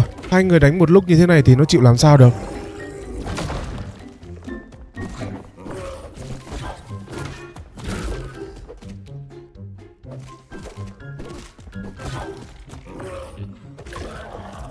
Sau khi đánh xong người kiến, bọn tôi tiếp tục đi tìm ông tiến sĩ. Và đây rồi, ông ấy trốn bên trong một cái lõi này. Mở ra là thấy ông ấy luôn. Mà ông ấy đang trong một cái hình hài của một bộ não, trông như một cái đĩa bay vậy. Tôi đoán đây là bản thể điều khiển của ông ấy thôi. Chắc ông ấy đang ở một nơi nào đó mà tôi không biết được. Vì ông tiến sĩ này là người lớn tuổi, khả năng mà biến thành tí hon chắc là hẹo sớm rồi. Theo như tôi hiểu là như thế thôi. Khi ông ấy nhìn thấy bọn tôi thì tưởng là người của Ominan. Nói chuyện một hồi thì mới biết bọn tôi là nạn nhân chứ không phải là người của họ. Bọn tôi hỏi ông ấy về người kiến. Ông ấy có nói là đó là phiên bản nghiên cứu lỗi. Sau khi cấy bộ phận côn trùng lên cơ thể con người thì trí thức của côn trùng nó trỗi dậy, cho nên đã bị mất kiểm soát. Nhưng mà bọn tôi cũng đã xử nó rồi. Bọn tôi có hỏi về công thức của hỗn hợp cốc tai. Thứ mà bọn tôi đang cần là nguyên liệu bí mật mà ông ấy đang cất giữ. Ông ấy đang để nó bên trong cái phòng lạnh này. Nó là cái cục chất nhầy phát sáng đây. Nó còn đúng một miếng duy nhất luôn mà. Và ông ấy sẽ đi theo bọn tôi để hỗ trợ pha chế bên trong cái máy Java-Matic và đưa bọn tôi về nhà. Bọn tôi quay lại cái máy pha chế, đặt cái bình chứa vào bên trong cái bình cà phê. Sau đó là lên cái thiết bị ở phía bên trên, cái chỗ mà bỏ nguyên liệu vào đấy. Nguyên liệu nó yêu cầu là dao quả mọng, vảy cá coi, vụn sinh gôm và móng chân. Mỗi thứ yêu cầu là 5 cái. Những thứ khác thì không nói, nhưng có riêng cái móng chân thì nó lại hơi cực. Tại vì móng chân bên trong sân này thì nó không có nhiều. Tôi dùng máy quét của phòng nghiên cứu đi tìm mà cũng không thấy luôn. Nếu như có thì nó sẽ xuất hiện mấy cái chấm đỏ. Trên bản đồ hiện tại thì tôi có thấy đúng một cái chấm đỏ này thôi. Tôi sẽ đánh dấu và chạy đến đó xem thử. Đến nơi thì thấy nó nằm bên trong một cái ống nước bể. Khu này có vẻ như là khu của kiến lửa hay sao á. Thì bọn kiến lửa khu này khá nhiều. Và chỗ này thì chỉ có đúng một cái móng chân thôi. Tìm móng chân có vẻ như là hơi cực rồi. Tôi về nhà lấy nguyên liệu ra để xem thiếu những cái gì. Móng chân thì đã đủ 5 cái rồi, thiếu một ít kẹo sinh gôm thôi. Mấy thứ còn lại ngoài móng chân ra thì không khó. Tôi dùng máy quét đi tìm. Tiện thể thì tìm thêm răng và kẹo chua nữa. Có máy quét đúng là tiện thật. Trong khoảng thời gian đó, tôi kết hợp da giòi với cả sợi sơ vải và vụn muội than để làm ra một cái bình nước. Loại này là loại xịn luôn đấy. Có thể múc trực tiếp nước dưới hồ và uống luôn mà không bị gì. Mỗi lần múc như thế thì nó sẽ hao hụt vụn than. Nó dùng than để lọc nên thành ra sẽ hao thôi. Và để sửa lại thì chỉ cần có vụn than là có thể sửa được rồi. Sau đó tôi nung một ít khối kẹo chua để làm một cái vũ khí từ kẹo chua. Tôi cũng vừa làm một cây giáo dỉ sét. Nó có khả năng gây nhiễm trùng uốn ván, cường hóa cho nó thêm có vị chua nữa. Là vừa bị nhiễm trùng uốn ván mà còn bị chua sót nữa. Combo hủy diệt luôn đấy. Trước đó thì tôi có dùng giáo khá là nhiều nên có mở được cái đột biến sát thần, tăng sát thương khi dùng giáo, nên tôi mới làm cây giáo đó đấy.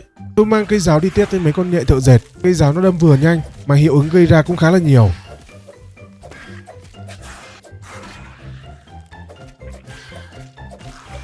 Ở dưới cái hồ nước nó còn một cái điểm nữa mà bọn tôi chưa tìm ra. Tôi lặn xuống đi tìm. Bên dưới cái miếu đèn nó còn một cái cửa mà bọn tôi chưa vào. Bên trong này thì cửa nẻo được mở sẵn rồi. Chắc lúc trước có mở rồi nhưng mà không biết đấy. Trong này có một cái cửa yêu cầu có thẻ. Và bên trong đó thì chỉ toàn là đá nâng cấp thôi. Nhưng tôi có phát hiện ra là trên cái bản vẽ này nó có một cái gì đó khá là đáng nghi. Trong đó là tôi thấy có chìa khóa và có cả rương nữa. Chắc là mở một cái kho báu nào đó rồi. Tôi lặn xuống dưới để tìm manh mối. Và đúng thật là có một cái rương ở dưới này. Lúc trước bọn tôi đi ngang qua mà không biết. Sau đó bọn tôi chia nhau ra để đi tìm chìa khóa. Và Bon có tìm được cái chìa khóa nó nằm ngay bên trong cái khu có rương luôn. Lúc trước bọn tôi có đi qua cái khu này rồi, nhưng vì tối quá mà không nhìn thấy đấy. Bên trong cái rương đó thì có một cái mạch phụ của con robot thôi. Bọn tôi mang cái mạch về trả cho con robot. Nhiệm vụ của bọn tôi với con robot lúc này là hết rồi, nên tạm thời thì cũng không cần nhờ giúp đỡ gì nữa. Bọn tôi còn khu vực phía trên bên phải và khu vực kiến lửa là chưa được khám phá. Hiện thể bọn tôi sẽ đi khám phá nốt luôn. Ở chỗ này bọn tôi có phát hiện ra một cái lọ đựng răng. Bên trong đó có mấy cái răng sữa luôn. Quanh đó tôi có tìm được cái nắp. Và ngay bên dưới cái nắp là một cái hang. Bên trong đó có một cái bộ xương của người đi trước. Trong xác còn có thẻ nhân viên nữa. Chắc là những người xấu số bị thu nhỏ làm thí nghiệm đây mà. Đi thêm một chút nữa thì cũng đến được cái lọ có răng. Chuyến này thì tha hồ răng sữa để mà nâng cấp luôn. Ở gần khu vực đó tôi có phát hiện ra một cái lọ. Bên trong nó có rất nhiều là kẹo chua. Thực ra là lấy thêm cho có thôi, chứ đồ đạc của bọn tôi lúc này thì cũng không cần thêm làm gì nữa cả. Bên cạnh cái lọ kẹo chua đó là cái hang kiến lửa. Trong hang kiến lửa này nó khá là nguy hiểm. Bảo sao bọn tôi đi tìm và khám phá bên trong này nó lại không có một cái phòng nghiên cứu nào bên trong này cả. Chắc là vì bọn kiến này nó nguy hiểm quá chăng. Và trong tổ kiến thì không thể nào mà thiếu được kiến chúa. Dâng đồ ăn lên thì chắc là chị ấy cho một bé kiến nhỏ thôi. Bọn tôi đang có một con kiến đen và một con kiến đỏ rồi, chắc cũng không cần nữa đâu. Khám phá bên trong hang kiến xong, bọn tôi đi ra bên ngoài và đi về phía góc bên phải, tìm thêm một cái trạm nghiên cứu nhỏ nữa để mở rộng cái điểm đánh dấu và cho cái map nó rộng hơn. Phía trên này tôi gặp một cái hộp đồ nghề. Ngay bên dưới cái hộp đồ nghề tôi thấy có mấy con ong bắp cày đang ở đó. Thực ra là tổ của nó ở đó thì đúng hơn. Đứng nhòm một hồi thì bị phát hiện. Tôi móc cây gậy nữ chúa quỷ ra. Cây gậy này được thêm sát thương mặn nên gõ bọn ong phát nào là thốn phát đấy luôn. Ở ngay bên hông cái hộp đồ nghề, nó có một cái tô vít trồng ngược. Đi men theo cái đường đó, nó dẫn tôi vào bên trong cái hộp đồ nghề. Trong này thì cũng không có gì cả, ngoài cái cục sinh cung yêu cầu có bom ra thôi. Bom thì tôi không mang theo rồi, nên tí chắc nhờ Bon quay lại sau. Bên ngoài cái hộp đồ nghề, tôi phát hiện ở đây có quả thông, nguyên liệu để làm cây đao bọ bét đấy. Lấy quả thông về có gì làm cây đao chém côn trùng chơi. Ngay gần đó có một cái bánh xe công nông lớn, bên trong đó là một cái vũng nước. Bọn tôi nhảy xuống thì phát hiện ra một cái rương ở dưới này, không biết là chìa khóa nằm ở đâu. Nghe các bạn kênh chat chỉ, chìa khóa nó được nằm ở trên góc bản đồ, trên góc phải của bản đồ ấy, phía bên trên cái máy cắt cỏ kia kìa. Vị trí chính xác thì nó nằm ở trên chỗ này. Bọn tôi đi dọc theo cái khung sắt để tìm đường lên. Tôi ngước cổ lên tìm đường leo thì thấy nó khá là cao. Sau một hồi thì cũng tìm được đường lên, nó cũng khá là vất vả. Tìm mãi thì mới thấy được đường lên. Đầu tiên là phải nhảy lên trên cái cành lá này. Cành lá này thì chĩa thẳng sang cái bờ tường, nhảy qua cái bờ tường đó là được, rồi chạy ngược về cái góc của sân, rồi nhảy lên trên cái nhánh cây ở cuối đường. Sau đó là men theo cái nhánh cây đó đi lên. Đi đúng như thế là có thể lên trên được cái khung sắt rồi. Tiếp theo là chạy về cuối cái khung sắt, rồi nhảy sang cái bờ tường ở cuối đường. Nó sẽ có một cái nhánh cây, nhảy lên trên cái nhánh cây rồi đi tiếp. Chỗ này khá là nguy hiểm, phải căn thật kỹ rồi nhảy qua, chứ không là trượt chân rớt xuống dưới đấy. Khi lên được phía bên trên, sẽ thấy ngay một cái cục sinh gum. Dùng xẻ cấp 2 đào ra là sẽ thấy được cái chìa khóa bên dưới đó. Tôi mang cái chìa khóa đó quay lại cái rương kho báu để mở. Bên trong đó có 2 cái răng sữa kèm với một cái tờ giấy công thức vũ khí. Nó là công thức để làm mũi tên nổ. Nghe nổ thôi là biết ghê gớm cỡ nào rồi đấy. Lúc sau tôi có đi chặt thêm một ít bồ công anh để dự phòng. Vô tình tôi lại lấy được cái trang sức của nó. Món trang sức này thì nó cực kỳ là tiện lợi. Khi đeo nó lên người thì không cần phải đi chặt bồ công anh nữa, mà từ cái món trang sức đó nó sẽ cho bồ công anh vô hạn luôn. Từ giờ trở đi là tôi không cần phải chặt thêm bồ công anh để dự phòng nữa rồi. Còn bên trên cái khu vực chậu phong lan, trên này thì bọn tôi còn chưa khám phá, tiện đường ghé qua xem bên trong có gì luôn. Bên trong cái chậu hoa phong lan này nó khá là kín đáo. Vào trong thì mới biết đây là chỗ đánh boss, và nó là boss bọ ngựa ma. Nó yêu cầu phải có món ăn triệu hồi. Bọn tôi thì chưa có công thức. Nghe anh em kênh chat nói, để lấy được cái công thức đó, bọn tôi sẽ phải đi qua cái gốc cây khô này. Khi đến nơi thì sẽ thấy một cái phòng nghiên cứu với cánh cửa trồng ngược lên. Tôi phải thả trôi từ phía trên xuống thì mới có thể vào được. Bên trong này thì có một cái cánh cửa bị khóa, chắc là công tắc nó chỉ quanh quẩn đâu đây thôi. Trong lúc đi tìm công tắc, tôi cứ lấy được cái tập tài liệu nghiên cứu về bọ ngựa và có được luôn cái bánh mì để triệu hồi nó. Sau khi lùng sục khắp nơi bên trong này thì tôi cũng tìm được cái công tắc để mở cửa. Vì cái phòng nghiên cứu này nó bị đổ rồi nên đường lối khá là khó đi, parkour khá là nhiều thì mới tìm được đấy. Cánh cửa vừa rồi cũng đã được mở rồi. Bên trong cánh cửa thì có một cái mạch phụ của con robot. Thu thập thêm thông tin cho nó thôi chứ mọi thứ cũng đã có đủ hết rồi. Bên ngoài gốc cây khô tôi gặp vài con bọ bét, tranh thủ giết vài con, lấy nanh của nó có gì làm đao chém chơi. Ngoài con boss bọ ngựa ra thì nó còn một con ong chúa nữa. Và để có thể vào được tổ của con ong chúa, tôi sẽ cần phải đi phá 3 cái tổ ong bắp cầy của nó. Cái đầu tiên nó nằm ở ngay bên dưới cái hộp đồ nghề, cái thứ hai bên trong cái gốc cây khô, và cái thứ ba nằm đằng sau cái thùng tổ ong, đằng sau nhưng góc bên trái nhá. Sau khi phá xong 3 cái tổ, bọn tôi quay về nhà ngủ một giấc rồi ngày mai tính tiếp. Sáng hôm sau bọn ong nghe tin mấy cái tổ nhỏ của nó bị phá, bọn nó điên cuồng phá cái thùng tổ của nó. Không phá được, nó đục luôn một cái lỗ ngay bên dưới cái thùng và lũ lượt tràn ra.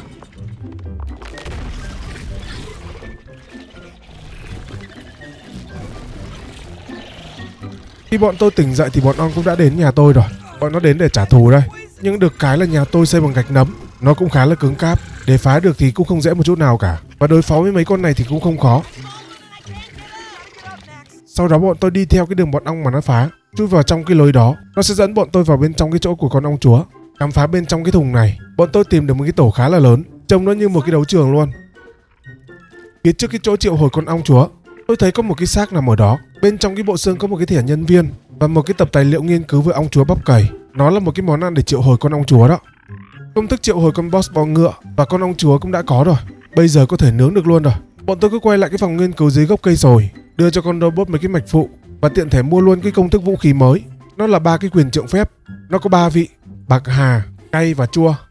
Tôi về nhà làm thử một cây bạc rồi mang ra ngoài để xài thử. Cây bạc hà nó tạo ra một cái khí lạnh, chắc là đóng băng hay gì đó thôi. Còn cây trượng cay thì có vẻ là ghê hơn, nó bắn ra một cái cục tương ớt siêu cay, trông cũng khá là ghê, nhưng sát thương của nó gây cho cả đồng đội nữa. Cái này vào giao tranh thì hơi bóp đồng đội đấy. Còn cây chua thì bọn tôi chưa có rêu nên chưa có thể làm để test được. Sau đó bọn tôi lên giường ngủ để kiếm lại những cái ký ức từ giấc mơ.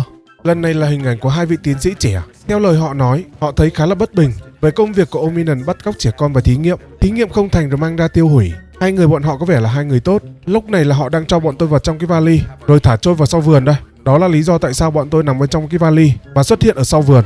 sâu chuỗi lại những cái giấc mơ mà bọn tôi đã thấy được. Bọn tôi là nạn nhân bị bắt cóc, dùng để nghiên cứu và biến thành tí hon. Và nhờ có hai vị tiến sĩ đó, hai người họ nghĩ trong vườn vẫn còn ông tiến sĩ Wendell. Ông ấy sẽ có thể cứu bọn tôi và giúp bọn tôi về nhà, nên hai người họ thả bọn tôi vào sau vườn cũng là có mục đích cả. Ông tiến sĩ Wendell nói dễ hiểu là ông ấy là phe chính nghĩa, không đồng ý với việc công ty đang làm, nên thành ra ông ấy bỏ trốn và tìm cách để chống lại cái công ty đó. Nên ông ấy mới tự tạo ra một cái đế chế để chống lại phe độc ác trong công ty Ominan. Nên lúc mới gặp bọn tôi, ông ấy mới tưởng bọn tôi là người của công ty đến phá đấy. Và hai vị tiến sĩ trẻ kia thả bọn tôi vào sau vườn để bọn tôi đi tìm gặp ông tiến sĩ, và ông ấy sẽ đưa bọn tôi về nhà. Đó là những gì mà họ muốn, cũng là suy nghĩ của tôi thôi, không biết là có đúng hay không. Thiếu thì các bạn bổ sung thêm nhé. Sau khi đã biết được tất cả sự thật và trước khi quay về với cái mái ấm gia đình, bọn tôi quay lại cái chậu phong lan, triệu hồi con bọ ngựa ma ra để đánh nhau với nó, và tiện thể báo tin cho nó là bọn tôi sắp được về nhà rồi. Con bọ ngựa nó kháng lại mọi thứ, chỉ có sát thương mặn là nó sợ thôi. Cũng may là tôi có cường hóa mặn và trong cây gậy nữ chúa quỷ nên có thể đánh được nó. Đòn tấn công của nó khá là nhanh, đôi khi Barry không được một cái nào luôn, cũng khó đánh phết đấy.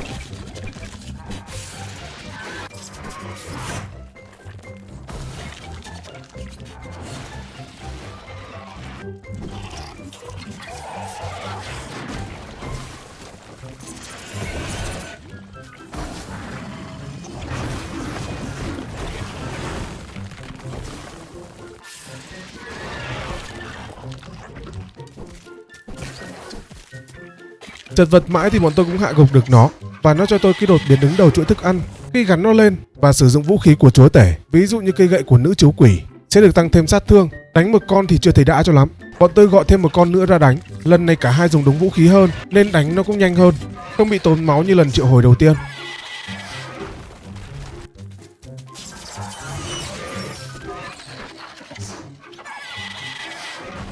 Xong con bọ ngựa thì đến tí sinh tiếp theo. Nó là con ong bắp cày chúa. Khi bỏ món ăn triệu hồi vào, con ong chúa nó từ trên đỉnh đầu tổ chui xuống. Con này nó cũng sợ mặn, và cách chào hỏi của nó bắn ra mấy cái cục độc từ đít của nó. Mấy cục độc này thúi hoắc. Đánh con này thì thật ra là không khó. Tôi thấy nó còn dễ hơn con nhện chúa ở vườn quả mọng luôn đấy. Chỉ có điều lúc nó gầm rú lên là máu của nó được hồi lại một khúc. Nó chỉ mất thời gian như thế thôi.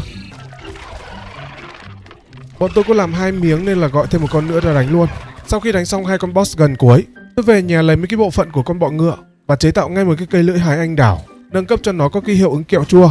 Công dụng của cây lưỡi hái là có thể chặt được gỗ, chặt được cả cỏ, mà nó chặt nhanh hơn rìu rất nhiều nhá. Tốc độ tấn công của nó thì khỏi phải bàn, sát thương to mà cực kỳ nhanh luôn. Trong cái sân vườn này còn khu vực mà bọn tôi chưa khám phá. Nó là một cái hồ nhỏ ở cạnh cái hồ lớn mà bọn tôi đang ở. Ở giữa cái hồ nhỏ đó có một cái lâu đài đầu quỷ xanh. Nhìn quanh thì không có thấy đường nào có thể lên được cả. Và thay vì đi kiếm đường lên, bọn tôi xây luôn một cái cầu thang đi lên cho nó dễ. Có vẻ như đây là một cái món đồ chơi gì đó. Tôi thấy hình như là nó chạy bằng pin thì phải. Bên trong miệng thì cũng không có gì. Đi lên trên đỉnh của lâu đài thì cũng chỉ có một cái răng thôi. Tôi kiểm tra lại cho kỹ hơn một chút, thì bên trong cái đầu quỷ xanh nó còn một cái lối nhỏ đi xuống. Bên dưới đó là một cái phòng nghiên cứu bí ẩn. Phòng nghiên cứu này không phải của ông tiến sĩ xây, nên ông ấy không có mật khẩu để mở vào, cho nên phải nhờ đến con robot nó hack vào hệ thống thì mới có thể mở được. Bên trong đó bọn tôi có lấy được một vài cái chip gắn đầu cho côn trùng. Mấy cái này gắn lên thì như là có thể điều khiển được thì phải. Và một cái tập tài liệu bánh mì thịt mốc, món thức ăn triệu hồi cây con nhện ở trong cái hang đột biến đấy. Hóa ra là nó nằm trong này. Công thức của cái món đó nó yêu cầu là phải có 3 cái đầu của 3 con boss lúc trước mà bọn tôi mới đánh xong, và đặc biệt là có cả móng chân. Hiện tại thì bọn tôi đang có 6 cái, sẽ phải đi tìm thêm chứ không là không đủ về nhà luôn đấy. Đi tiếp vào bên trong phòng nghiên cứu, nó dẫn bọn tôi đến một cái chỗ côn trùng bị nhốt, và mấy con côn trùng này được gắn chip lên trên đầu. Có vẻ như là bọn này được điều khiển bởi một ai đó rồi. Ở cuối đường có một cái căn phòng lớn, bên trong đó chắc chắn là chuẩn bị đánh nhau rồi. Và bên trong tôi bấm cái nút ở giữa phòng, xuất hiện trên màn hình là một ông tiến sĩ. Ông ta tên là Daton, người bắt cóc và thí nghiệm trẻ em. Ông ta cũng là người điều khiển mấy con côn trùng gắn chip trên đầu, tấn công và phá phách công trình của ông tiến sĩ Wendell. Hai ông già gặp nhau chửi nhau như chó với mèo, chửi nhau đã rồi quay ra đánh nhau luôn. Ông ta thả một con robot ra, có thể bắn được súng điện giống ông Wendell, nhưng không hiểu sao Bon lại bị nhốt ở bên ngoài để một mình tôi solo với con robot này. Nhưng thực ra là tôi có thể đánh được, nó cũng không quá khó đâu. Nhưng chỉ khó một cái là đồng đội ở bên ngoài, không biết là hỗ trợ đánh boss hay là hỗ trợ boss đánh tôi. Bắn một quả tương ớt mà tôi không kịp làm gì luôn mà, thế là lại phải đánh lại từ đầu. Nhưng mà không sao, hai người đánh cùng lúc cho nó vui. Sau khi đánh xong con robot đó, bọn tôi có được cái công thức của 2 vũ khí mới, bom công phá và cây rìu chiến chua. Tôi háo hức quá về nhà làm ngay một cây rìu chiến chua. Nó làm từ thân bọ xít xanh. Tôi cũng không biết là săn từ bao giờ. Nếu như tôi không nhầm thì săn bọn này ở chỗ xe cút kít đấy. Thường thì những vũ khí cầm 2 tay nó chặt rất là chậm, nhưng đối với cây này thì nó chém cực kỳ nhanh.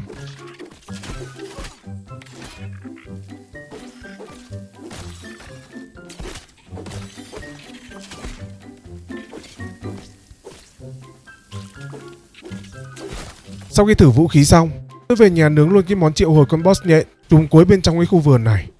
Sau đó là lên đường quay lại cái hang của nó. Bọn tôi không hề nghĩ nhiều, cứ thế lao vào và gọi nó ra. Con này thì nó sợ the mát, kháng lại mặn, cay, không kháng lại chua. Tôi cầm cây rìu chua vừa mới làm để chặt nó luôn. Thật sự là bọn tôi không lường trước được sự việc. Con nhện này nó cực kỳ khỏe, tốc độ cắn của nó thì cũng rất là nhanh, máu của nó thì liên tục hồi, cứ chém được mấy cái là nó hồi lại mấy cái, nên thành ra thời gian đánh con này nó khá là lâu. Đánh được một lúc thì nó có hiệu ứng chữ thập và nó còn cộng dồn nữa. Nghe bảo là khi cái đấy nó cộng dồn càng nhiều thì cái lượng máu mà bọn tôi hồi lại nó sẽ giảm theo phần trăm cộng dồn. Càng cộng dồn nhiều thì hồi máu càng ít. Ngoài ra thì còn một cái hiệu ứng khác nữa là cái hiệu ứng giảm giáp, nó cũng cộng dồn luôn. Cộng dồn càng nhiều thì nhận sát thương càng cao. Đánh vất vả lắm thì bọn tôi mới giết được nó. Nhưng giết được nó thì siro hồi máu cũng đã hết rồi. Nhưng mà cái lối ra vào thì vẫn chưa được mở. Bất ngờ con nhện nó bật dậy và tiếp tục là đến phase 2. Ở phase 2 nó thả ra mấy cái bom đột biến, nổ cực kỳ đau. Tốc độ tấn công của nó thì tăng lên rất nhiều, cảm giác không ổn một chút nào cả. Cái này gọi là quá khinh địch rồi.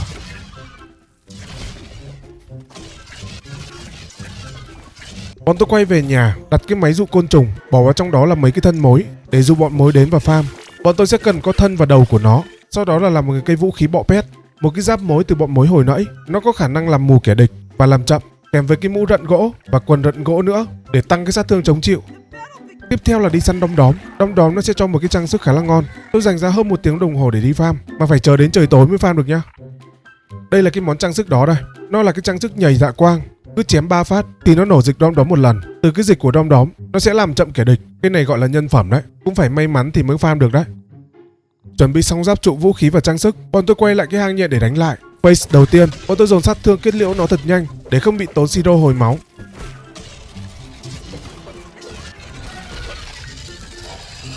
Sang phase 2, bọn tôi cũng tập trung đánh cẩn thận hơn và cũng qua được luôn.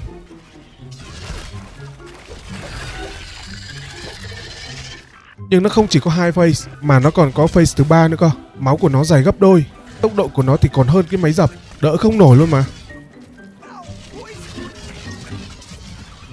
Thật sự là không phục một chút nào cả. Bọn tôi gọi nó ra để đánh lại thêm lần nữa. 2 phase đầu thì dễ rồi. Đến phase 3, bọn tôi đánh tập trung cao độ hơn, cố gắng ít dính sát thương nhất có thể. Cứ chém 3 phát tôi giơ khiêng lên đỡ một lần, cứ lặp đi lặp lại như thế, đảm bảo với sát thương gây ra và sát thương nhận phải thì cũng giảm đi rất nhiều.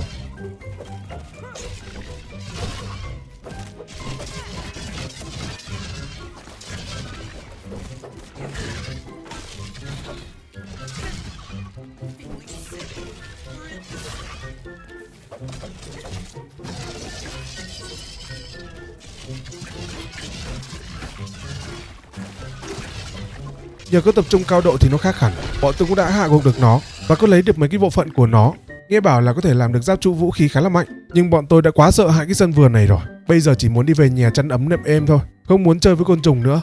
Bọn tôi chạy thẳng lên trên cái máy pha cà phê, bỏ nguyên liệu vào bên trong cái máy để cho nó bắt đầu pha chế cái hỗn hợp đặc biệt.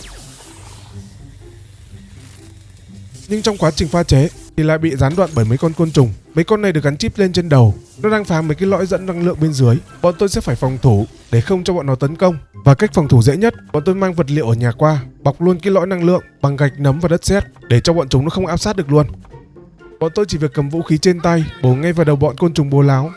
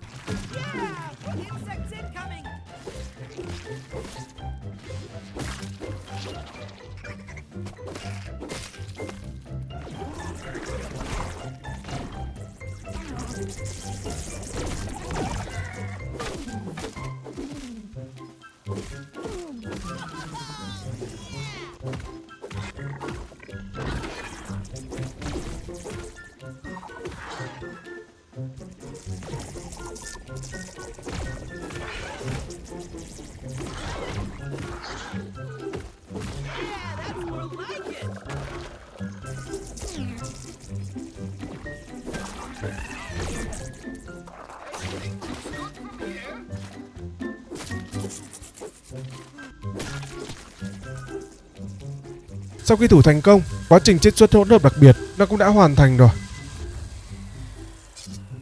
Đây là cái bình hỗn hợp cốc tai, nó sẽ đưa bọn tôi về nhà đây. Bọn tôi mang nó quay lại cái máy bị hỏng lúc đầu. Tôi cảm ơn tạm biệt ông tiến sĩ, ôm ông ấy một cái thay cho lời cảm ơn và bấm vào cái nút để quay về nhà.